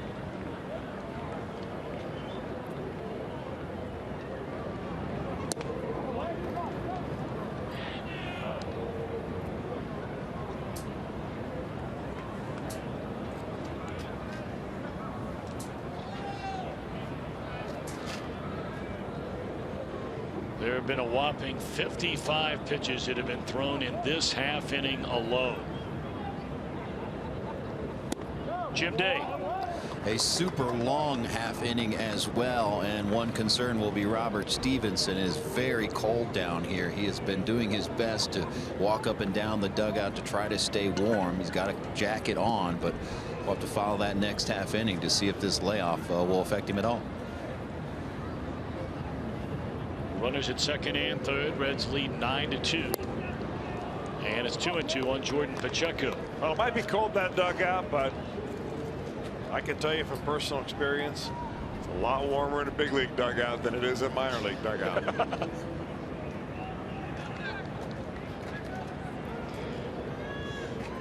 And you're not suggesting they build it any different? Oh, no. The amenities slightly different. Fly ball into right center field, and for the Phillies, mercifully, this inning comes to an end. What an inning for the Reds. They put up an 8th spot. A snowman. Bruce knocks in 4, 3 on 1 swing. Suarez drives in 4 on 1 swing.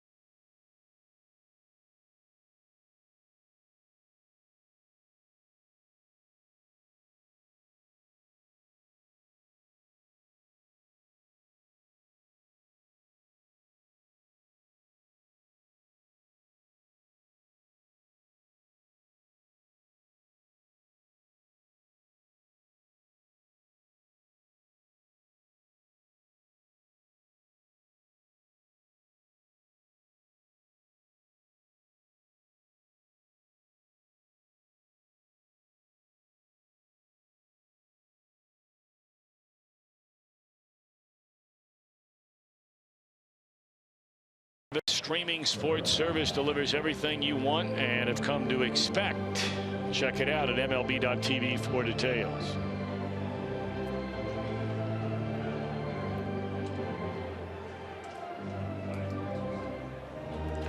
Love the scoreboard stumpers they have here at the ballpark. Here you go. In Major League history, 5 players whose last name begins with the letter H have hit 350 or more career home runs. Well, we know one of them's in the building today, and that would be Big Ryan Howard.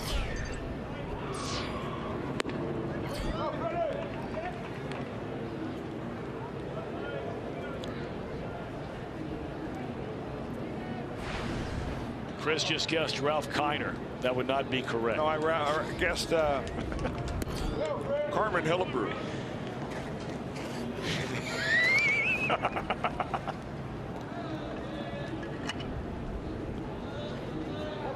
It's a good try. That's what an 8-run inning will do to you. Exactly right. All right, Stevenson now. His job's come out and throw strikes. Get people out. He's been given a 7-run lead. He's 3 outs away from being able to qualify, and this is his major league debut for his first major league win. Top of the order for the Phillies. 2-2 the count on Galvis. Gotta tell you, I'm having a hard time thinking of players whose last name starts with an H.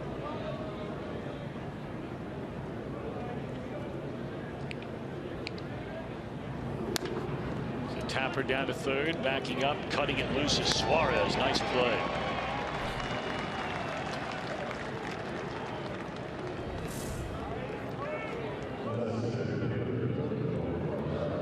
We're taking a look on Fox Vision how long it takes Herrera in between pitches to get in the batter's box. Of course, in the minor leagues now they're using a pitch clock to avoid situations just like this where nothing's happening. The pitcher is ready to go. Herrera 1 foot in, the other foot in, and just now, almost 25 seconds later, is ready to hit. Well, that entire at bat, now he fouled off. The at bat lasted 9 pitches overall, but it took over 5 minutes because that wasn't the only pitch in which he delayed that long. He's just he's on his own time.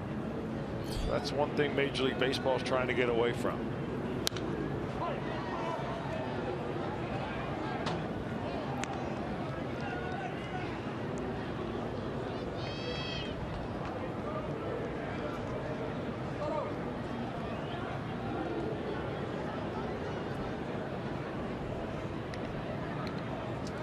I've been asked on Twitter, Tom, why doesn't the pitcher just simply throw as soon as he gets back in the batter's box?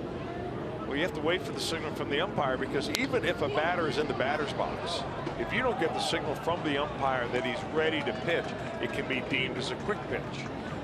And if there's nobody on base, it'll automatically be a ball. If there is a runner on base, it'll be a balk, and a runner will move up. So that's why a pitcher essentially has to wait until the direction of the umpire to throw the baseball. And very dangerous to a quick pitch.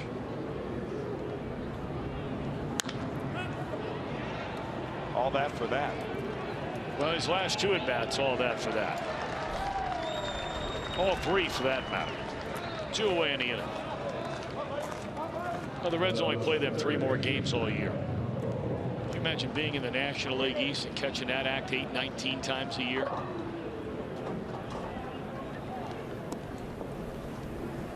Good look coming right down from behind home plate. Such a great ballpark to watch a game in.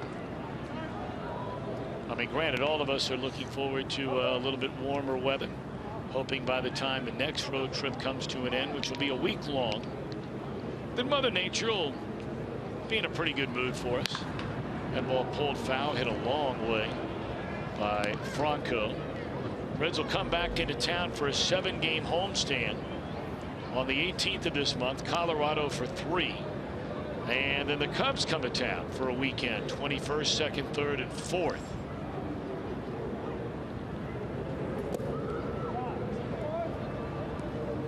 In May at Great American Ballpark, we'll see the Giants, the Brewers, the Pirates again, Cleveland, and Seattle.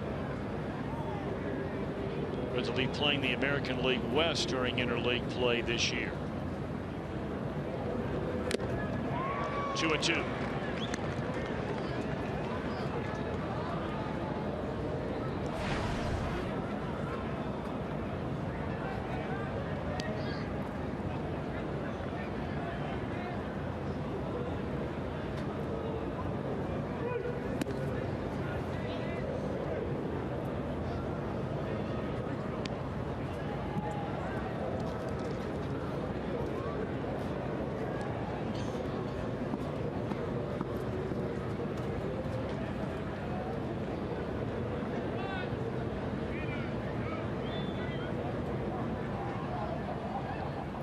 To the count on Franco, and it's a walk with 2 outs and a 7-run lead here in the 5th inning. Second walk of the game given up by Stevenson, who has 1 strikeout. He's allowed 2 runs on 5 hits.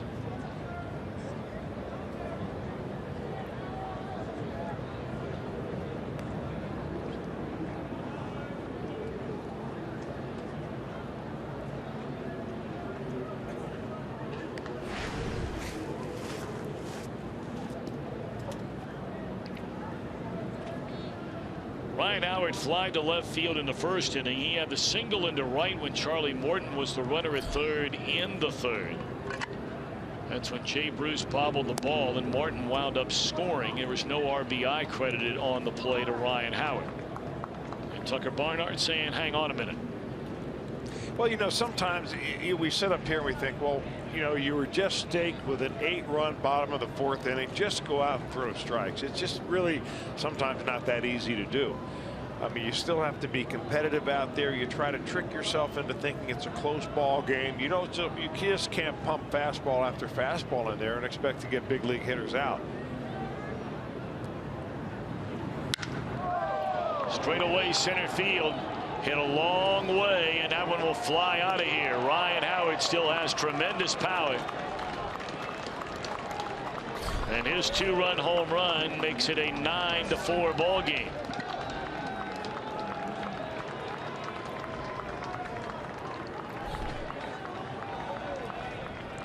Well, Robert Stevenson knows better than anybody in this ballpark what the situation is, that he needs to complete this inning in order to be eligible for the win. And he pipes a fastball, and Ryan Howard takes it out the big man's part of the ballpark.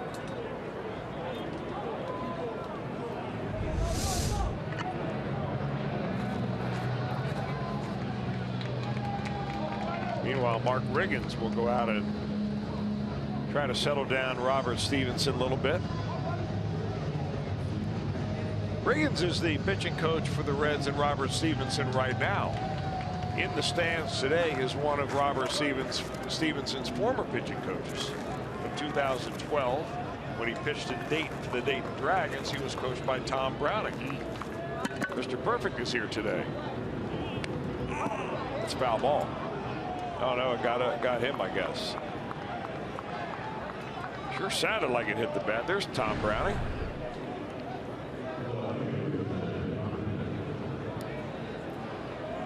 Well, what a competitor he was. Look at his elbow. I thought it caught the knob of the bat, and ouch.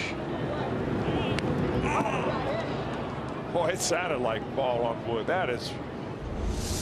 And I'm wondering if maybe that's what Brian Price is asking about right now. Is that a foul ball, or did it get him? Because it sounded like baseball hitting wood. That elbow's got to be hurting.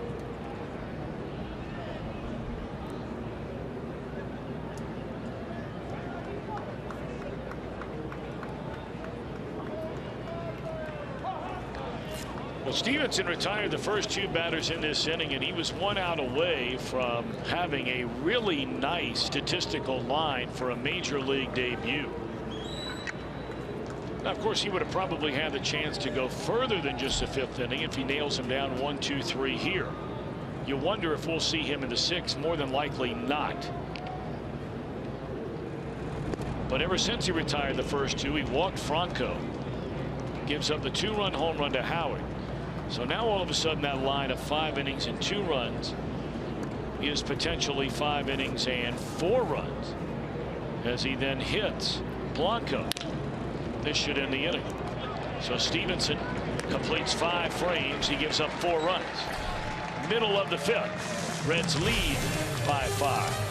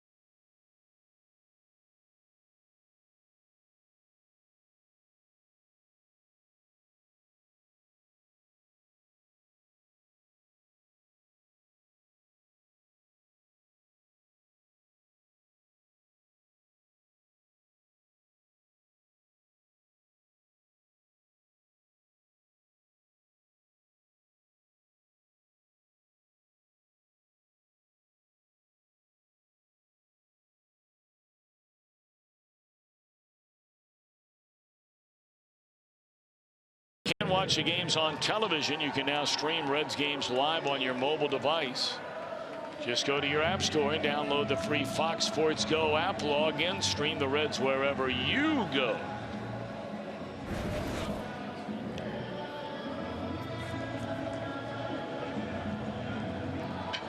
Well, Robert Stevenson probably done for the day. As you see, he's getting congratulations from everybody, and you know that line would have looked a lot better without that 2-run home run by Ryan Howard. But heck, your major league debut, you're looking pretty good to get a major league win, your first ever. Not a bad day's work. Of course, a long way to go in this one. It's only a 5-run game. We are just in the bottom of the 5th inning, and this game is already 2 hours young. Oberholzer came on to get the final out in the 4th inning. But the Reds scored a whopping 8 runs in that inning.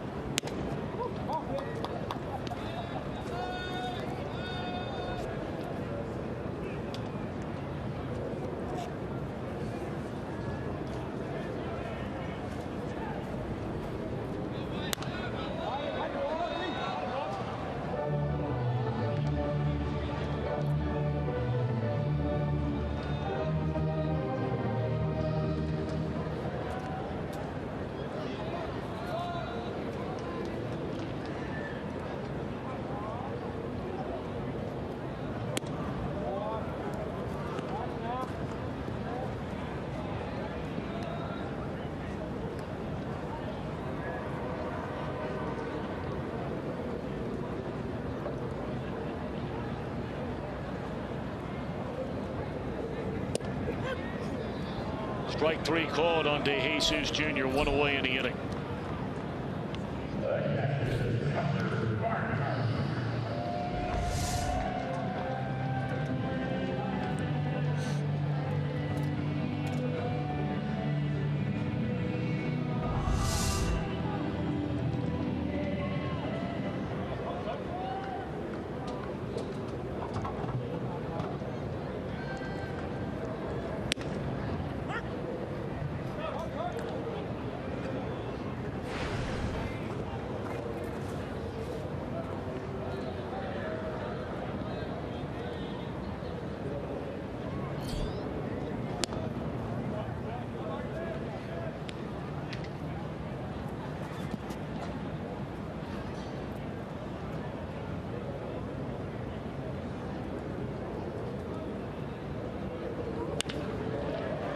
There's a base hit into left field by Barnhart, and he's on base for the third consecutive time today. A walk and now 2 base hits. Yeah, both base hits now coming from each side of the plate. Got a base hit opposite field off of Charlie Morton, the right-hander. Here he comes batting right-handed and lines it into the same spot against the lefty.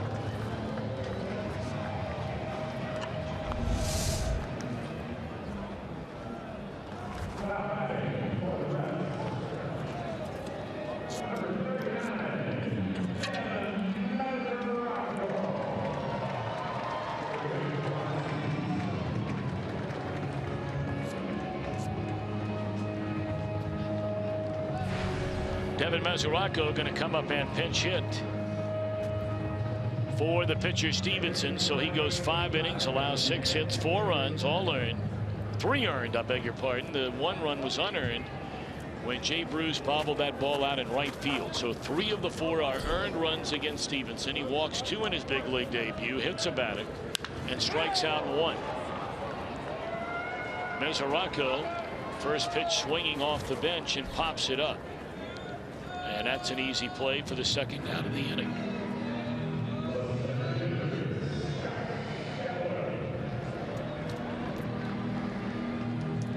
Some of the folks going to see themselves here in a minute watching from the Connect Zone.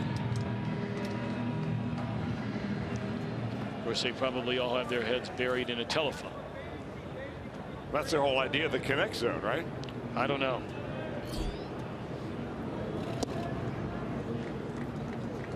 Is Miami University the presenting sponsor, if you will, of the Connect Zone? It looked like that sign right there. It's even hard for an Ohio University guy to say it, but an outstanding school just north of Cincinnati in Oxford, Ohio.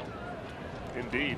And that's the end of the compliments. It's a pretty cool looking area over there. Of course, that's part of the ballpark that I believe is dedicated to social media. I imagine at any moment after or before the game we could find you and your dad hanging around there. Really good chance of that. Well, my dad's on it a little bit more and more all the time now. He sure is. So, but you're not going to catch me down there. For a guy that said never as in never, he's on it a lot.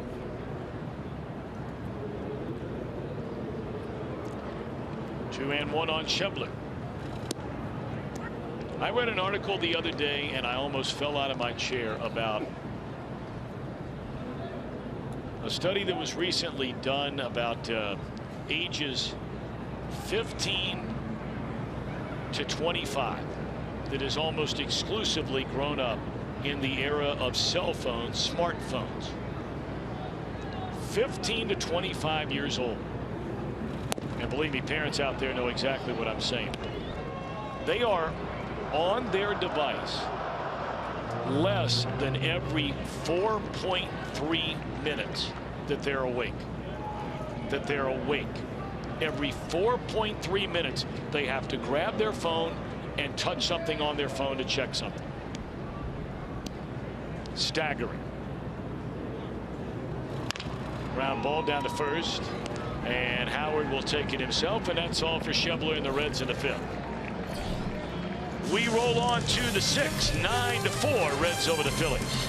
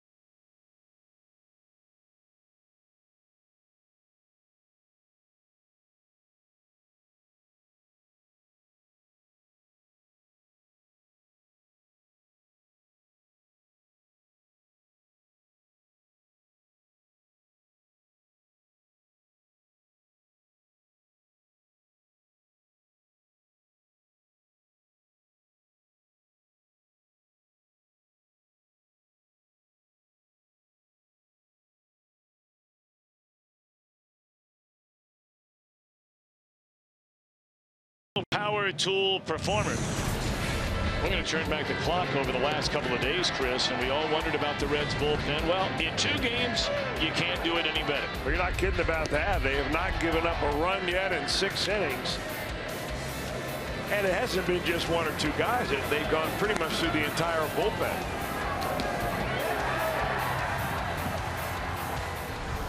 The Reds have won the first 2 games, Chris, in their final at bat. So you don't have a save, but you have 2 wins. Yeah, you're right.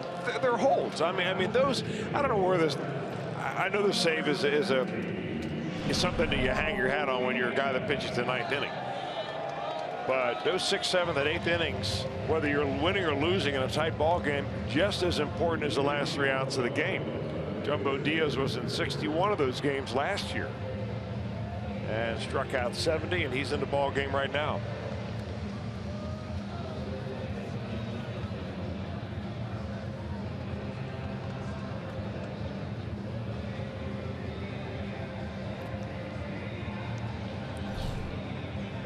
Well, Jumbo was almost a lead pipe cinch to make this team when spring training began. It wasn't necessarily that he had a good spring or a bad spring. It was up and down like virtually everybody else in that bullpen, with the exception really of Cingrani. But Jumbo is going to have to earn his way back to pitching in the 7th or 8th inning again for Brian Price. You know, right now the 2 late guys for sure are Cingrani and of course Hoover, the closer. But to begin this year, Ohlendorf, who was just recently acquired, is a guy that the Reds are going to pitch late from the right side until some of these other guys, quite honestly, with better stuff, and Ross would be the first guy to tell you that, are able to become consistent, dependable relievers. I like the 2 guys we saw last night at Blake Wood and Caleb Cotham. Wood threw the ball very well, and so did Cotham. Cotham had much more of an explosive fastball than I remember seeing down in spring training. But again, you know, you move towards the back of the bullpen with your consistency and being able to go out there and get hitters out.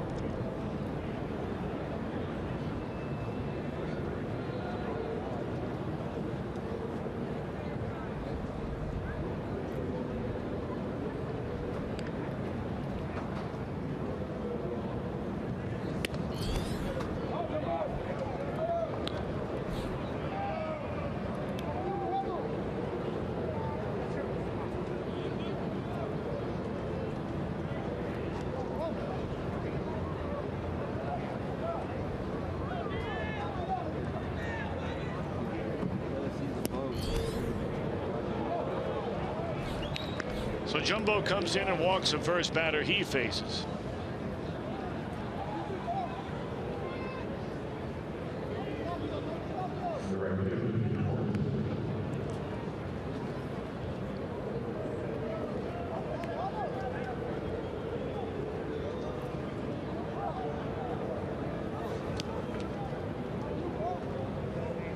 And now Peter Borges, the batter.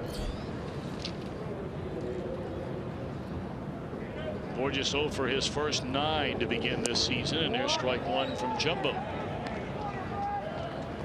Well, if you're just tuning in, this day started with Charlie Morton, longtime Pirate, against Robert Stevenson, making his major league debut. Phillies scored in the 3rd inning. Reds answered in the bottom of the 3rd. There's a one-hopper. Votto will field, throws tag play now, and the runner's out at second base. I'm sure Pete Mackanin will have his staff take a look at the play at second base. A bang-bang play indeed on Ruiz.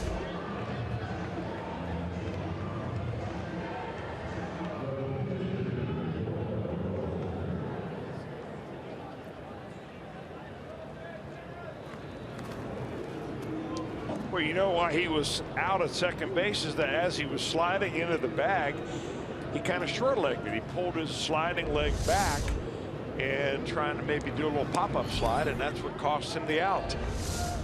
I mean, he looks like he's going to be there. Watch him pull his leg back.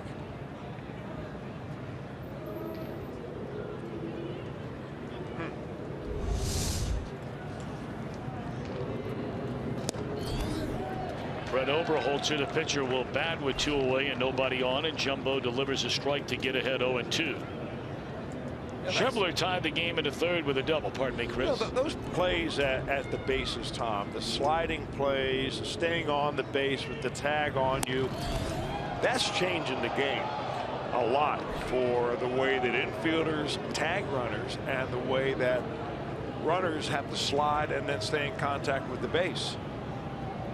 Because normally if the throw beats you, I mean 3 years ago, if the throw beats you, you're out. Now you've got to show in ultra slow motion that the tag was on when you were not on the bag.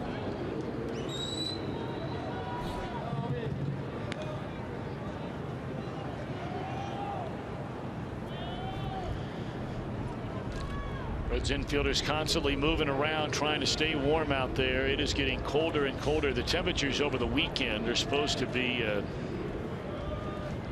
far below normal for this time of year. They're talking about lows at nighttime on Saturday and Friday night very late in the mid-20s. 2 balls and 2 strikes.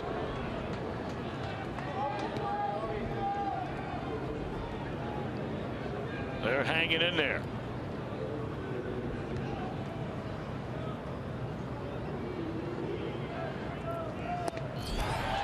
Pitcher gone swinging, and Jumbo with a scoreless 6th. The Reds will bat in the bottom half. Time to get up and move around a little bit. Reds in front by 5.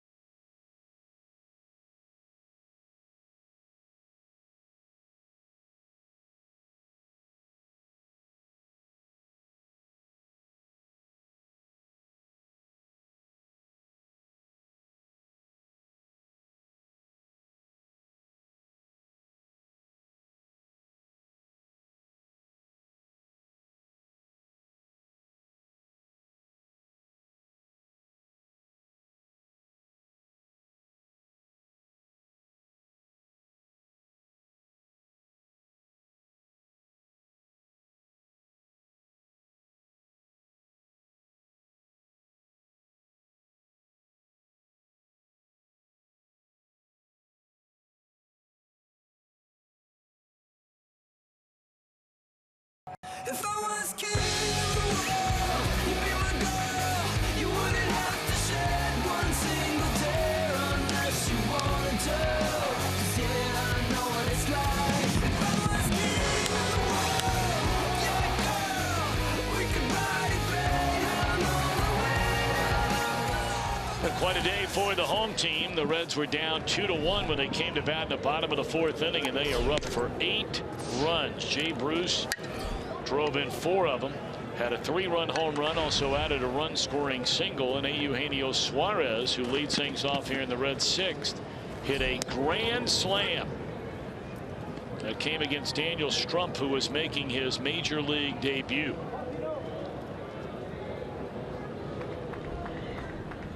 Suarez already 2 home runs through the first 3 games.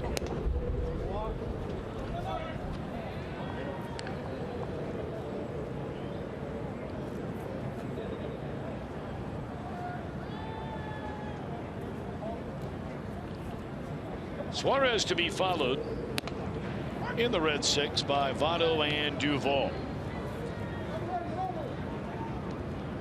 Overholzer trying to gobble up some innings for his manager Pete Mackanin.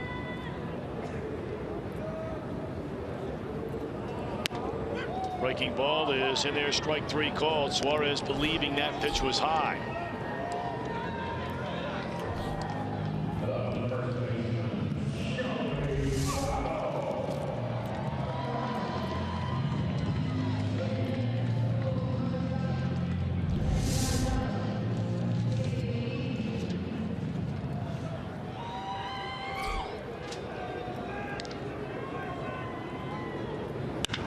Votto hits it sharply, but right at his counterpart Howard, and quickly 2 away in the inning.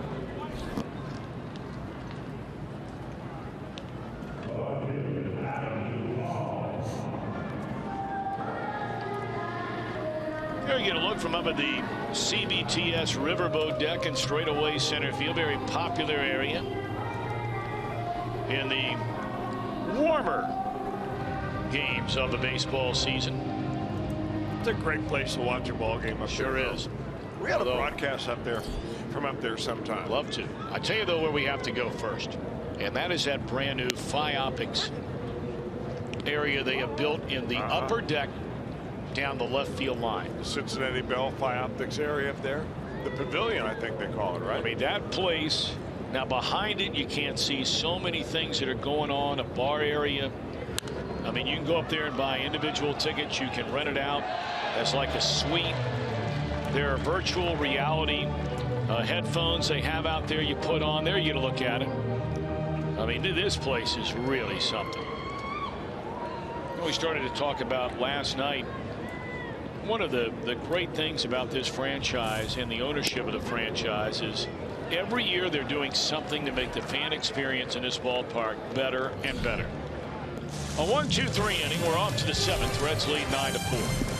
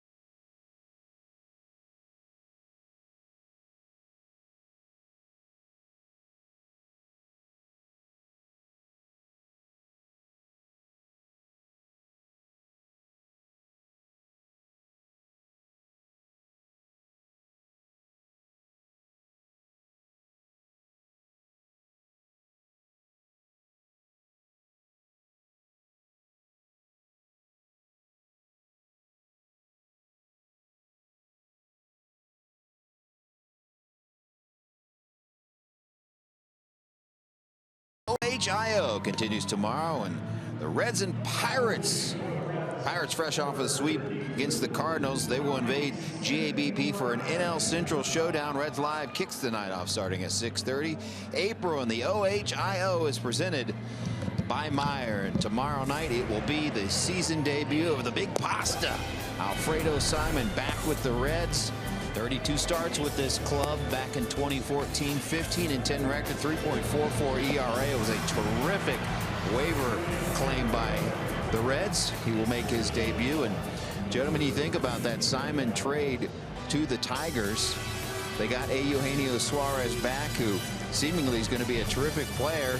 And now Simon back in the Reds fold makes that trade even better. He'll go against Francisco Liriano. Fireworks Friday night here at GABP. Well, we're looking forward to having Alfredo Simon out there on Friday night. Reds, of course, saw him on video, you know, when they were still hunting around for a veteran pitcher to come in. What a play by Cingrani. The very first pitch he throws to Freddie Galvis. Well, we know Cingrani's an excellent athlete.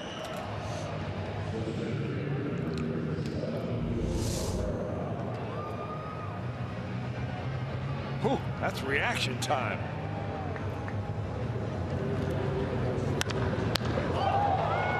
Kid from the Chicago South Side.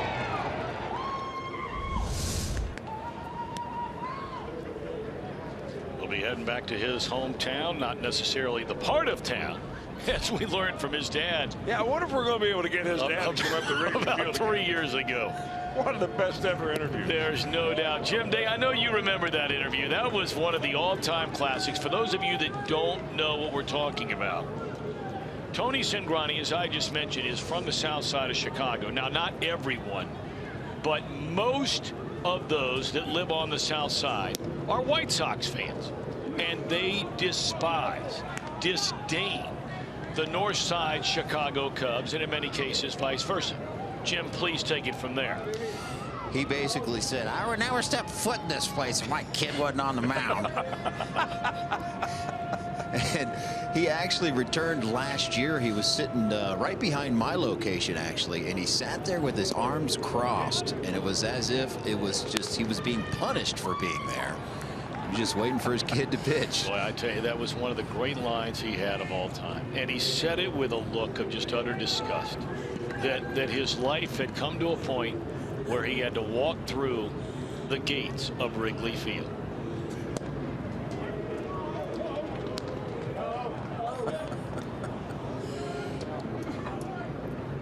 Well, now that Tony's in the bullpen, he may have to be there 3 nights in a row. That's exactly right. I mean, as a starter, you can kind of pick your spots. Believe it or not, this is 2016 Tony Cingrani's 5th season where he will pitch in the major leagues. Only came up and pitched in 3 games when he was 22 years old. That was just about fresh out of college when he went to Rice University. But out of the bullpen, there's a guy that, you know, we were talking about setup man, and Cingrani obviously comes to mind as the only left-hander down there right now. But if he throws the ball the way he is capable of throwing the baseball, he might be looking at your setup man right here. He blows away Herrera, who's 0 for 4 on the day, and now comes Franco with 2 away in the Philadelphia 7th.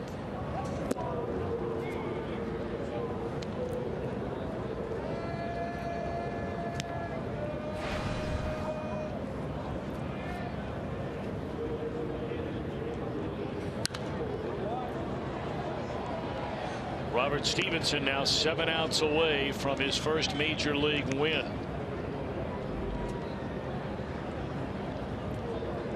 That looks like it might be the front gate suite. Is that where that is?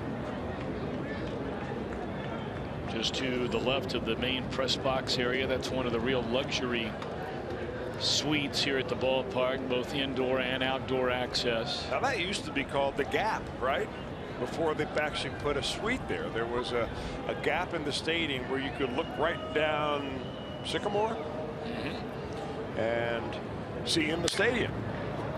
Line drive, deep center field. Schebler will chase it up against the wall. And Franco with a 2-out double is on base for the 3rd time today. A pair of walks and now a 2-base hit. Really good looking hitter. I mean, he gets himself prepared to swing the bat and loves swinging at a fastball. Although I think that may have been a slider. Well, the Phillies have already gone on record as saying at bats would be few and far between for Ryan Howard against left-handed pitching this year.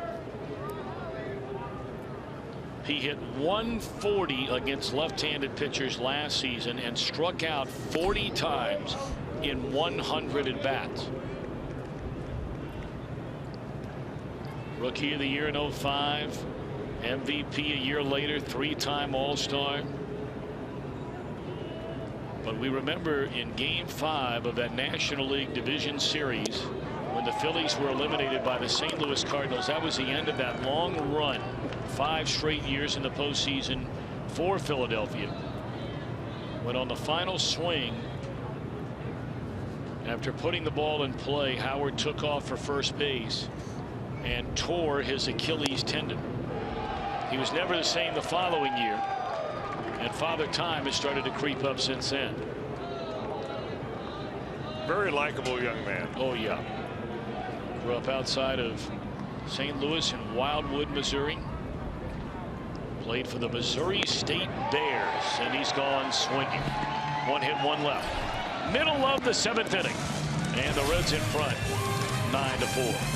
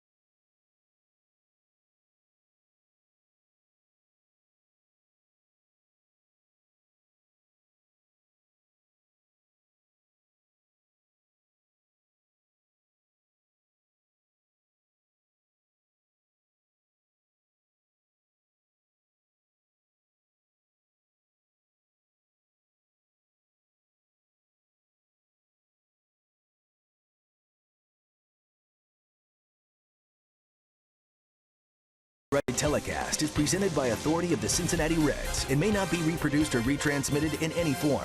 And the accounts and descriptions of this game may not be disseminated without the express written consent of the Cincinnati Reds. A lot of high-fiving going on in that first base side dugout today, especially during what was an 8-run 4th inning. And the man who leads it off knocked in half the runs, spanning 2 at-bats. Bruce came up with 2 on, the first 2 on in the inning. The Reds were down a run, and Jay hit a 3-run home run on a 3-1 pitch to the seats in right field. Later in the inning, Eugenio Suarez would hit a grand slam. And after a couple of walks, Bruce knocked in another run with a single, and he's added another on a bomb to left center.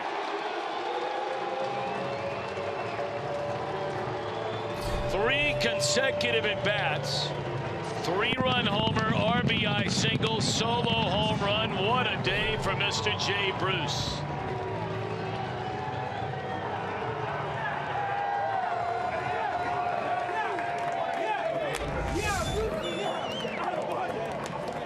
Boy, Jay really keeping his shoulder in there, staying right on it with his head, and driving it out to center field.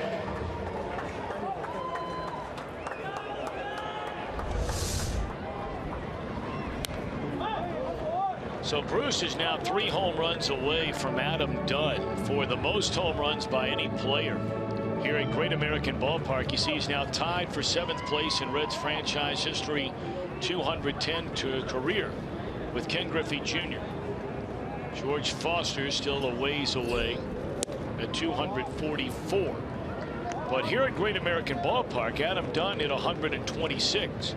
Jay Bruce now with 123.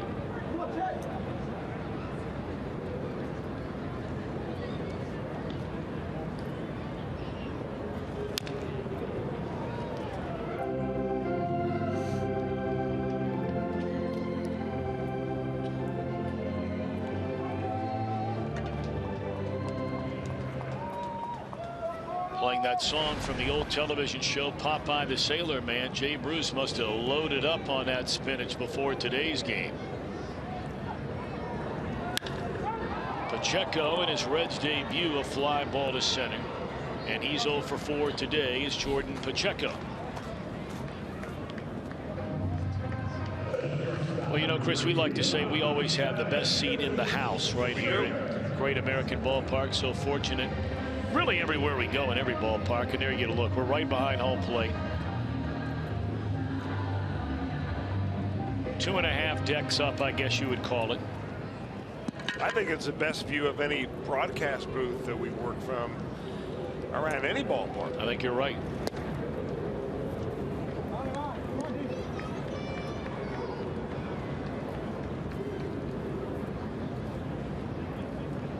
And from where we sit, for those of you that have not been to the ballpark, or you've been here and wondering how it kind of stacks up, you know, to our far left is where you have the writer's box of the press box. That's the largest by far.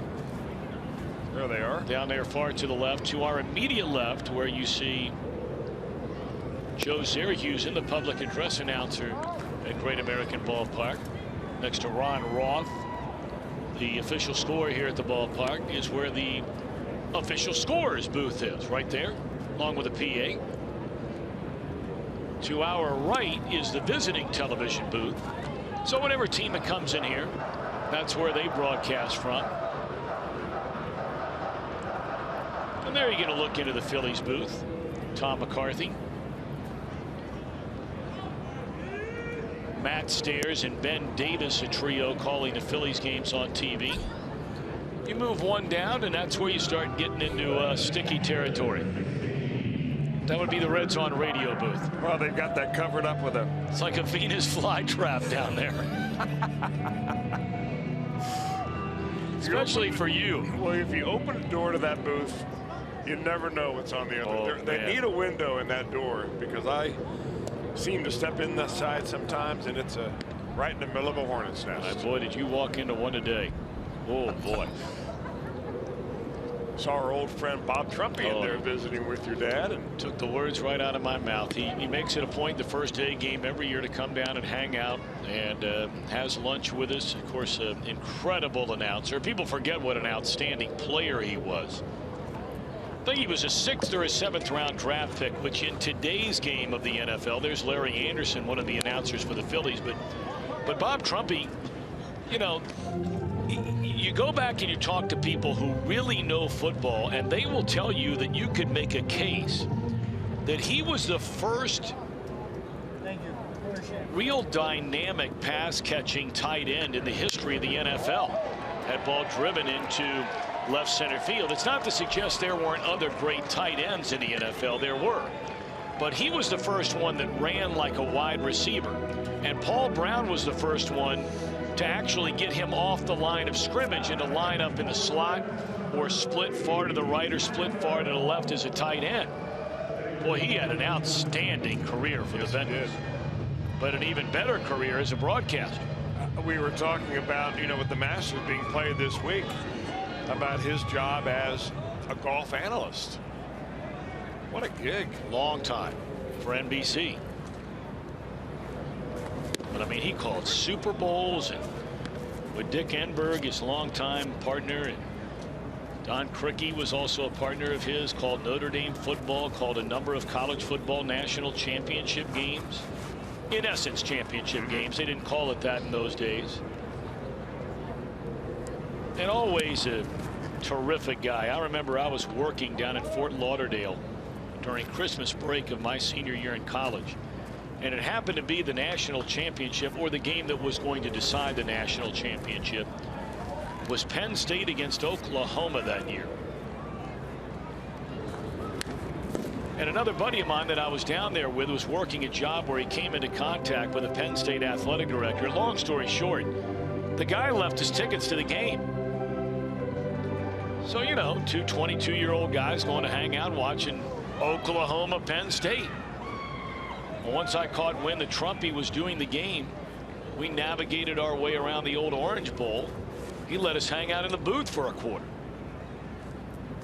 That's large. It was great. Always been a really cool guy.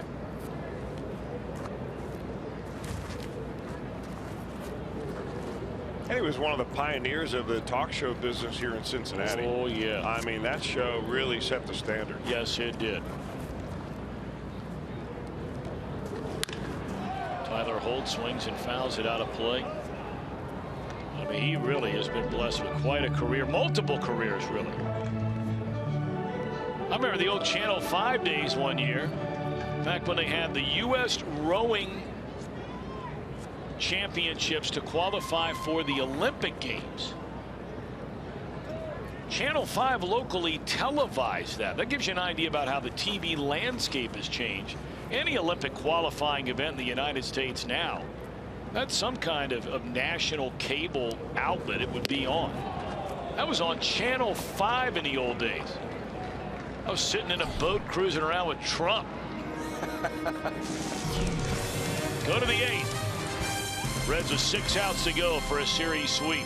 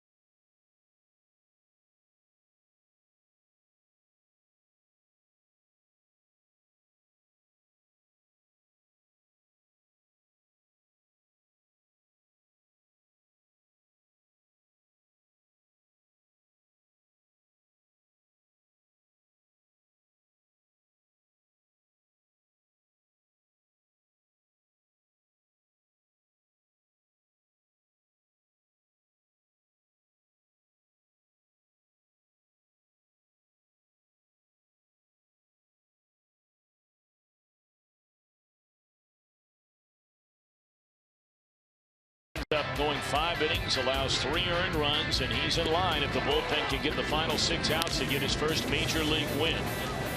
It would have been 1 earned run, and he not allowed a 2-run home run his final inning of work after a 2-out walk.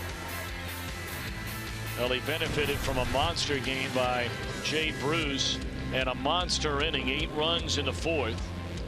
Bruce knocked in 4 in the inning on a home run and a single. Suarez hit a grand slam, and then Bruce added another RBI with a solo home run in the just completed 7th inning. On a very, very cold day here in downtown Cincinnati, the Reds with a 10-4 lead, 6 outs away from beginning this season the way they did last year with a series sweep. Kivas Sampson takes over on the mound. Sampson threw the ball very well in Arizona. He did throw the ball very well, and that's one reason why he's on this ball club right now. He finally gets his first look at the 2016 season.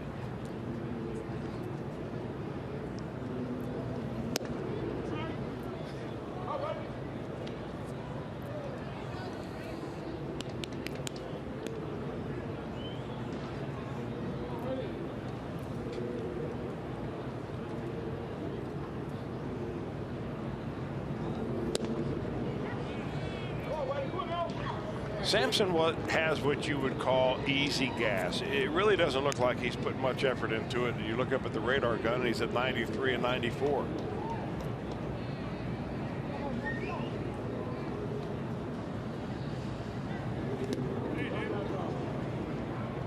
Actually, it looks like he puts more effort into the breaking ball than he does the fastball. Andres Blanco for 2, hit by a pitch in the 5th inning, and be followed by Hunter and then Ruiz.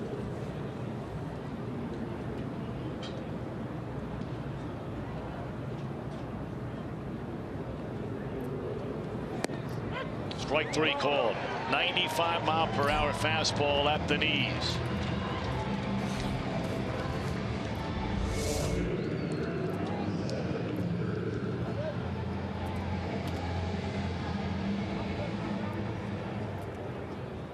Boy, you like to run that off about 20,000 times.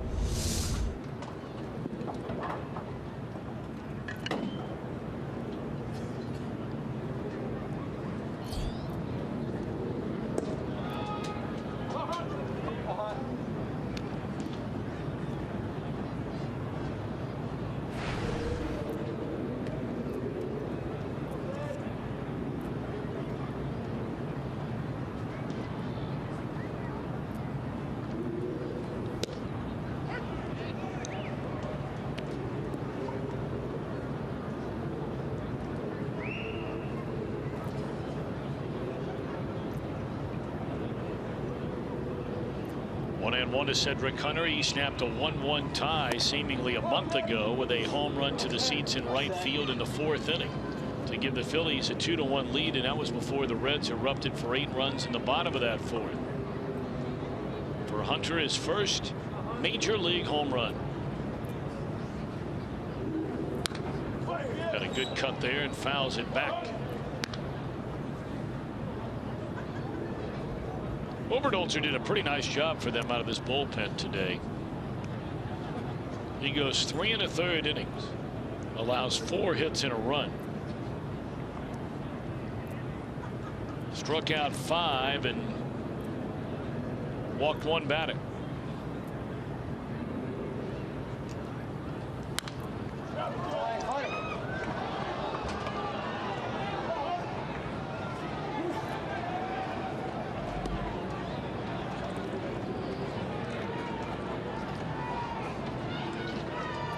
There are a number of other opening games today around baseball, saying opening games, home opener for teams. The most notable as far as a rivalry is concerned is the Dodgers and the Giants.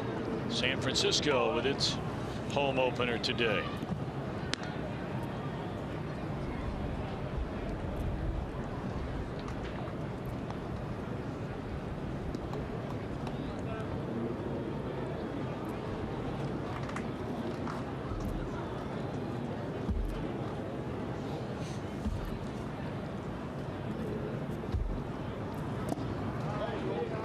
Ball 4 on a walk to Hunter with 1 out. Following in each and every Reds game right here on Fox Sports Ohio. Please stick around for Reds Live, brought to you by Performance Kings Honda. Jim Day and company. Jeff Picoro sticking around. Jim, you staying warm down there? I would imagine. I don't want to throw the whammy on anything or not, but you're the one that brought it up last night about that broom. It is ready to go. There's one right there. Not the only one in the park with a broom, but the bully can hold it up here. Might have a little fun after the game.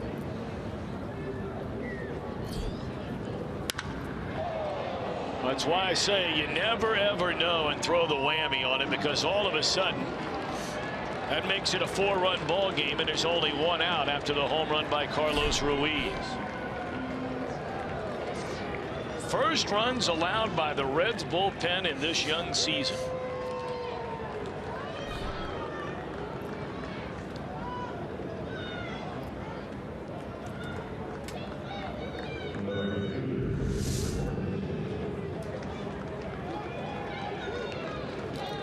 And you know, just based on being around Brian Price in spring training, and we know that every pitching coach and every manager feels this way. But with so many guys that the Reds feel are chomping at the bit to get to the major leagues, one thing he repeated over and over and over, and not just to us and not the press, but to the pitchers themselves. He kept saying, one thing I'm not going to watch this year is walking batters. Said not going to watch it. With 1 out and a 6-run lead, Sampson walked Cedric Hunter in front of that home run by Carlos Ruiz. And now he's fallen behind 2-0, and here comes Mark Riggins.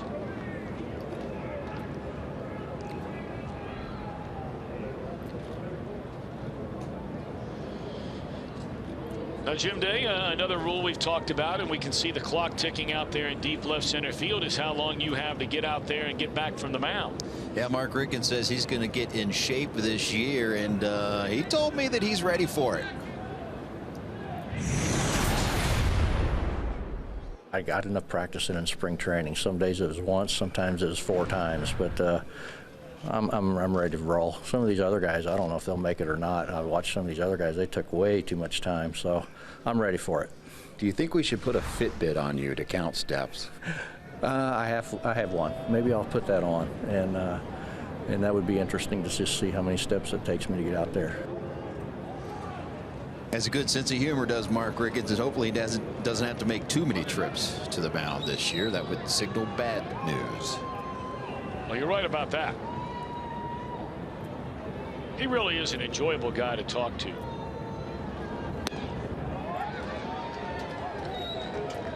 It's the 3rd time he's been given a chance to be a major league pitching coach. Neither other stop was very long with the Cubs and the Cardinals. Was in the Cardinals system for a long time. That's where Walt Jocketty picked him up, bring him over to the Reds. There's another drive into left field, and this one is up against the wall off the bat of Borges, his first hit of the year.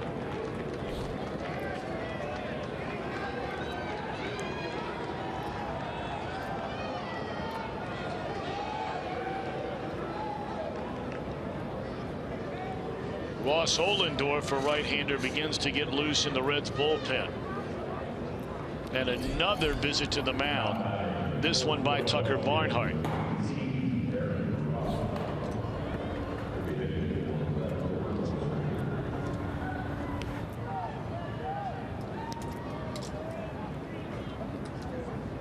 Darren Ruff will come up and bat for the pitcher Oberholzer. Gave the numbers on him a moment ago. 1 out in the 8th inning.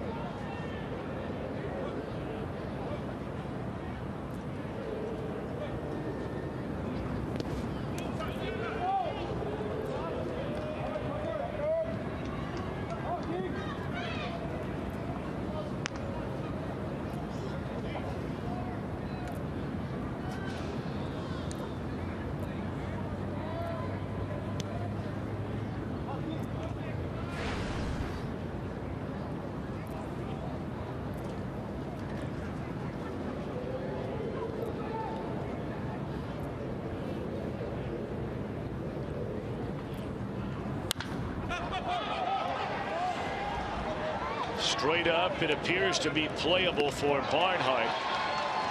You know, with all the thunder around him here today, and especially, you know, Jay Bruce, everybody's going to write about him and talk about him. 5 RBIs, Suarez a grand slam, Stevenson getting, we hope, his first major league win. But how about the day turned in today by Tucker Barnhart? Well, at the plate, 3 base hits, on base 4 times, but I think the big thing he did was able to guide Robert Stevenson to his first major league win. I mean, unless you've been out there, you just don't know how big those butterflies really are, especially with all the eyes that are on Robert Stevenson, having been, you know, a top billed prospect for so long. You got to trust in your catcher, and Tucker's a perfect guy for that. Really a nice day he has.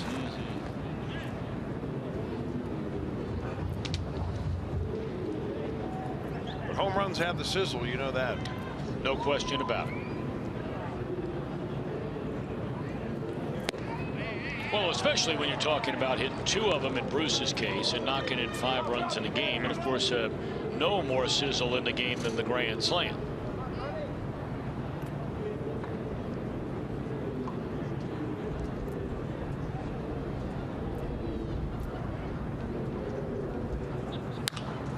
I think it's going to be very interesting to see what the Reds decide to do about Stevenson. You pointed out so aptly about, you know, would this be a 1 start and then being sent back to the minor leagues because of the off days? The Reds will have an off day on Tuesday in Chicago, and so theoretically they would not need a 5th starter until either the Saturday or the Sunday of that next road trip in St. Louis. Now we know that, you know, you're going to get DeSclafani back, but you're still going to need a 5th starter somewhere. And who will it be? Inning is over. Reds will bat in the bottom of the 8th, leading 10-6.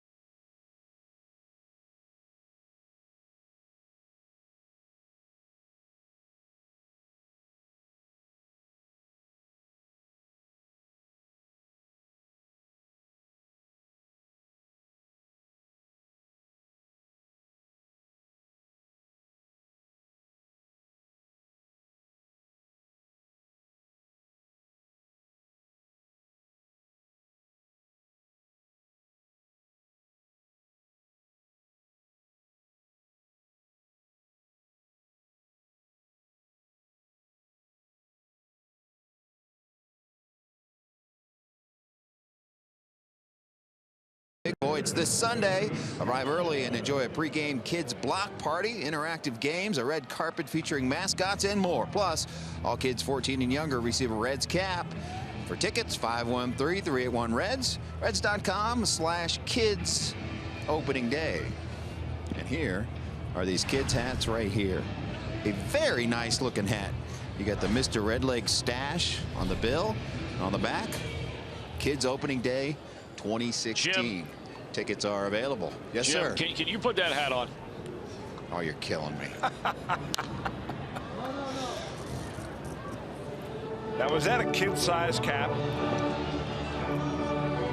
It's a kid's. See, the kids You're like looking good in that, baby. The kids like to have the bill Yeah, straight. they do. So how cool do I some look do. with the straight bill right now? Looking good. Tell you what, you actually do look good in that thing. I doubt it.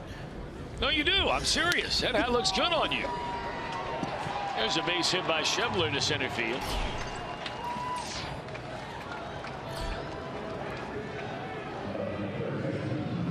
Every giveaway item we have this year, we're going to have, if it's something that you put on, we're going to have Jim Day as our model down in the dugout this year. Is that all right by you? It just depends what it is. Well, I mean, we have the fleece blanket coming up this weekend. So tomorrow night, I believe they're giving away the fleece blanket Saturday, right? Oh, I'll sport Or is that tomorrow night? Saturday. All right. Well, tomorrow night, you know, you might need one of those anyway down there tomorrow night. So we'll break that out. Sunday, you've shown us the caps. I think Saturday we're giving away a schedule and a magnet, so that's out. And we'll figure out what we have, you know, coming up the next homestand. I'm sure they'll give away an apron or something. You know, on down the line. Well, you know, hey, look, you like to cook. It's not a big deal. Actually. I know you do. So I'm saying it's not a big deal. An apron, so what? All right, now the one though that I want to get back to, which we have never followed up on, and this is going back a ways now, but you made a promise to Chris Welsh and me on the air, and this year we have the kids opening day presented by Frisch's Big Boy on Sunday. I mean, we're going to have mascots from all the local sports teams, the colleges and universities, a video game trailer. We're going to have special prizes from Angry Birds, a red carpet parade with mascots and more, face painters. But we're also going to have circus performers. And I only bring that up because if you recall, you told Chris and me a couple of years ago that you knew how to ride a unicycle. I thought you forgot about that. No, never. Like an elephant. Like an elephant. So when I was a kid, I rode it. It's been decades. That's not what you said a couple of years ago.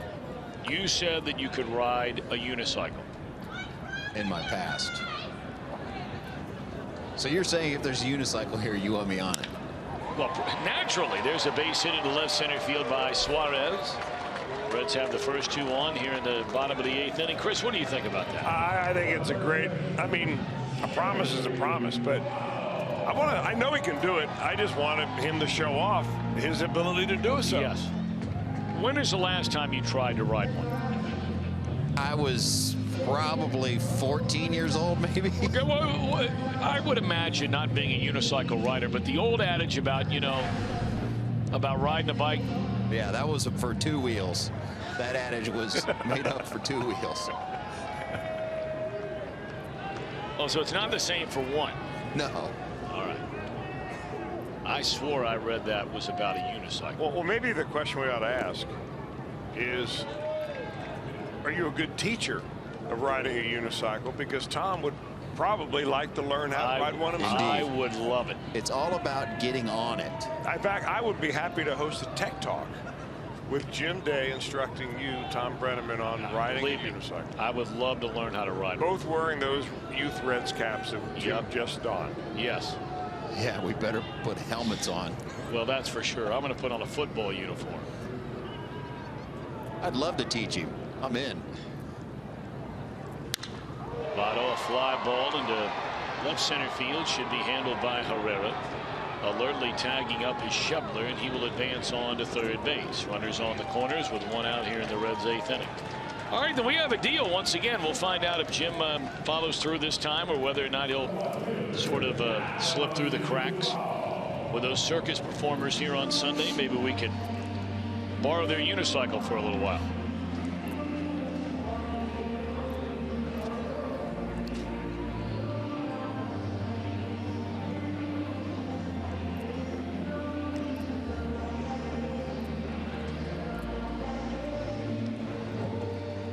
Duvall, the batter.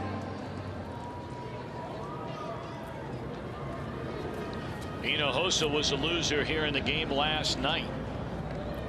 Like to get him right back up on that horse and try and right the ship after giving up the 2-run double to Schebler in the bottom of the 9th inning.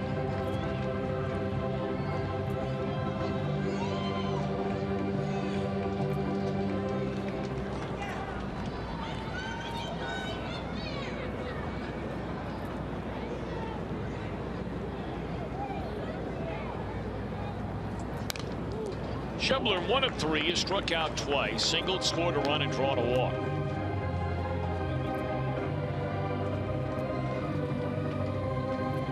Or Duvall, I beg your pardon. Forgive me.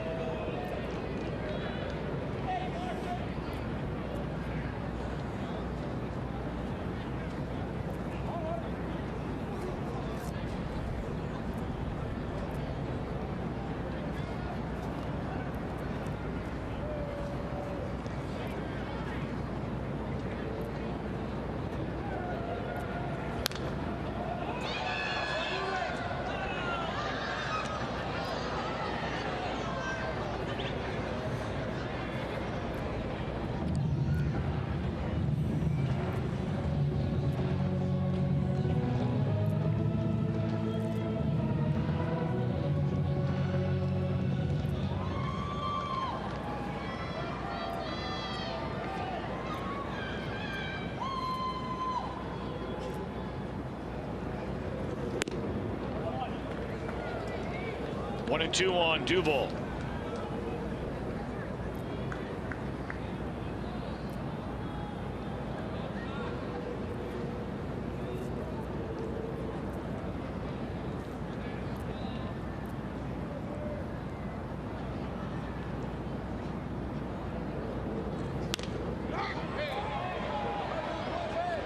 Adam hanging in there, fouling one off behind the plate.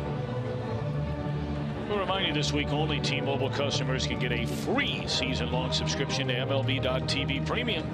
Just go to T-Mobile.com/MLB. Sign up now and catch every moment on America's fastest-growing LTE network.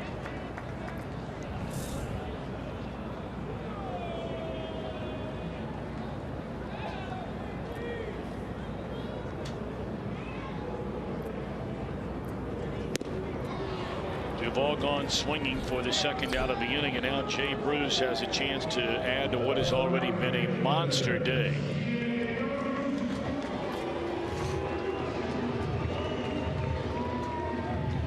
Bruce flied out to center field in the second inning. With the Reds down a run and 2 on and none out in the fourth, he clubbed a 3-run home run to the seats in right. In the same inning, when the Reds sent 13 batters to the plate, he had a run-scoring single.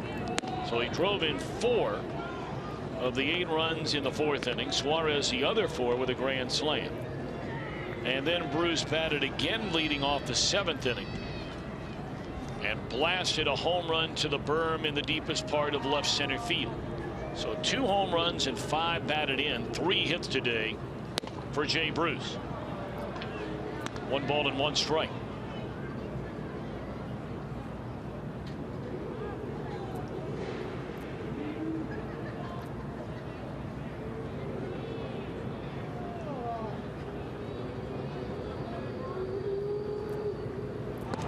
Lee, they pick off the runner at first to end the inning. Phillies will bat in the 9th. Reds in front, 10-6.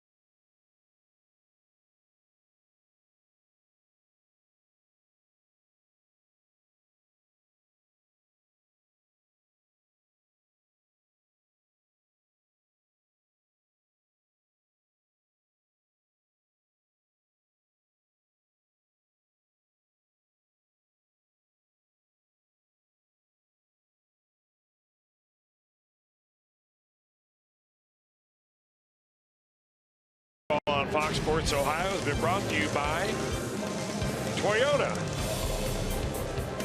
For over 30 offers, visit buyatoyota.com. Toyota, let's go places.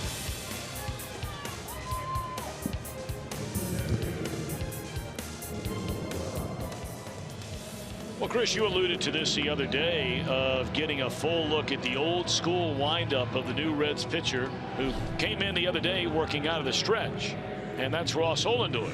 I had a conversation with Ross earlier today, and we had talked to him not only about that, but about his long journey that eventually landed him here in Cincinnati, and he's just delighted to be here. I mean, he went to camp with Kansas City. He thought there was a chance of him making that bullpen. He was talked into signing a contract by his good friend Chris Young, who's with the Royals, to say, hey, there's an opportunity here. When it didn't work out there, he had a chance to get out of that contract, and he worked out something with the Reds.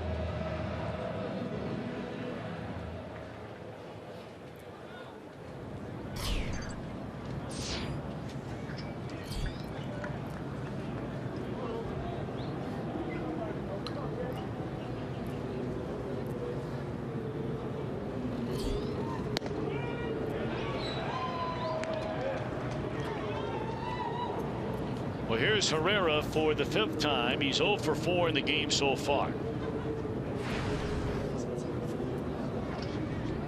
Reds put Billy Hamilton into the game to play center field. They move Schebler over to left field. Ollendorf in his Reds debut on opening day picked up a win, and all he needed to do so was retire one batter.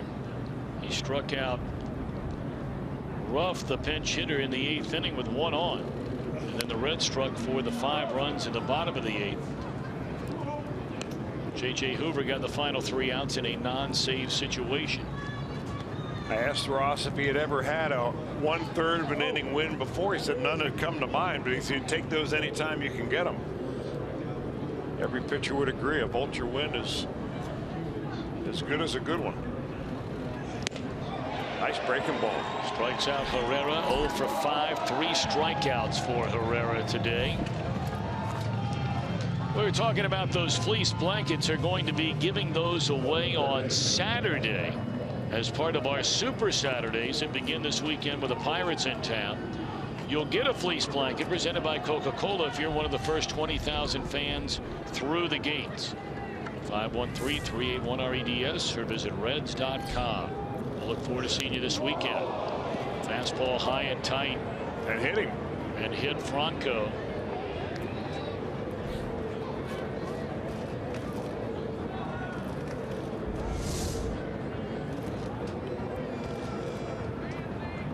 Got him, it looked like the left forearm or the left elbow. Boy.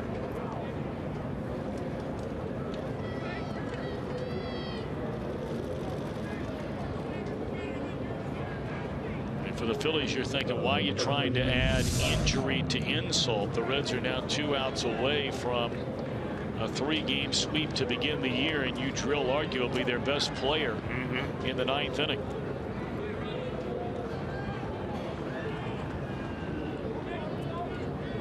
It's the 4th time that Franco's been on base today.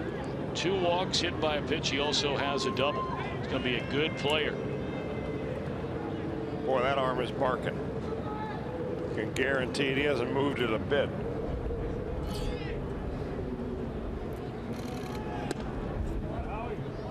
Ollendorf now 33 years old. Originally drafted and signed by the Diamondbacks in 2004 out of Princeton.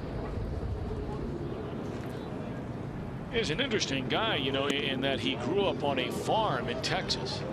And yet he is Ivy League educated. And it's not to imply that a farmer can't be Ivy League educated. You don't see it every single day or read about it every day of the week. Well, the school that he went to in Austin, Texas was St. Stephen's Episcopal School. And his head coach there was Keith Moreland. That name sounds familiar. Yeah, big league player. Played mostly for the Cubs, also broadcast for the Cubs for several years. And he talked Ollendorf into playing baseball. This one will stay in the yard off the bat of Howie. Ross wasn't even going to go after the ball team. He was primarily a basketball player, had no really interest in baseball, and Moreland convinced him to go out and saw him pitch a little bit and convinced him that he had a chance to be a major leaguer. Keith Moreland, a really likable guy. He probably talk you into just about anything. He's an easy-going, fun guy to be around. He sure is. He wasn't very fun the day he charged a mound on me, but we'll get into that another day. The question is, did you earn it? Well, I only hit him in the head. Wasn't on purpose, but he didn't know that. Was he angry? He can get angry now. I saw him. His eyes are as big as saucers. We'll tell you that whole story someday. This ought to do it. How about the start of his 2016 season for the Reds? A 3-game sweep over the Philadelphia Phillies. So it will be a battle of the unbeatens here tomorrow night, with first place on the line early on in the National League Central. The Pirates off a 3-game sweep of the St. Louis Cardinals, and the Reds sweep away the Phillies. A final count today of 10-6. We'll be back with more from chilly Cincinnati in a moment.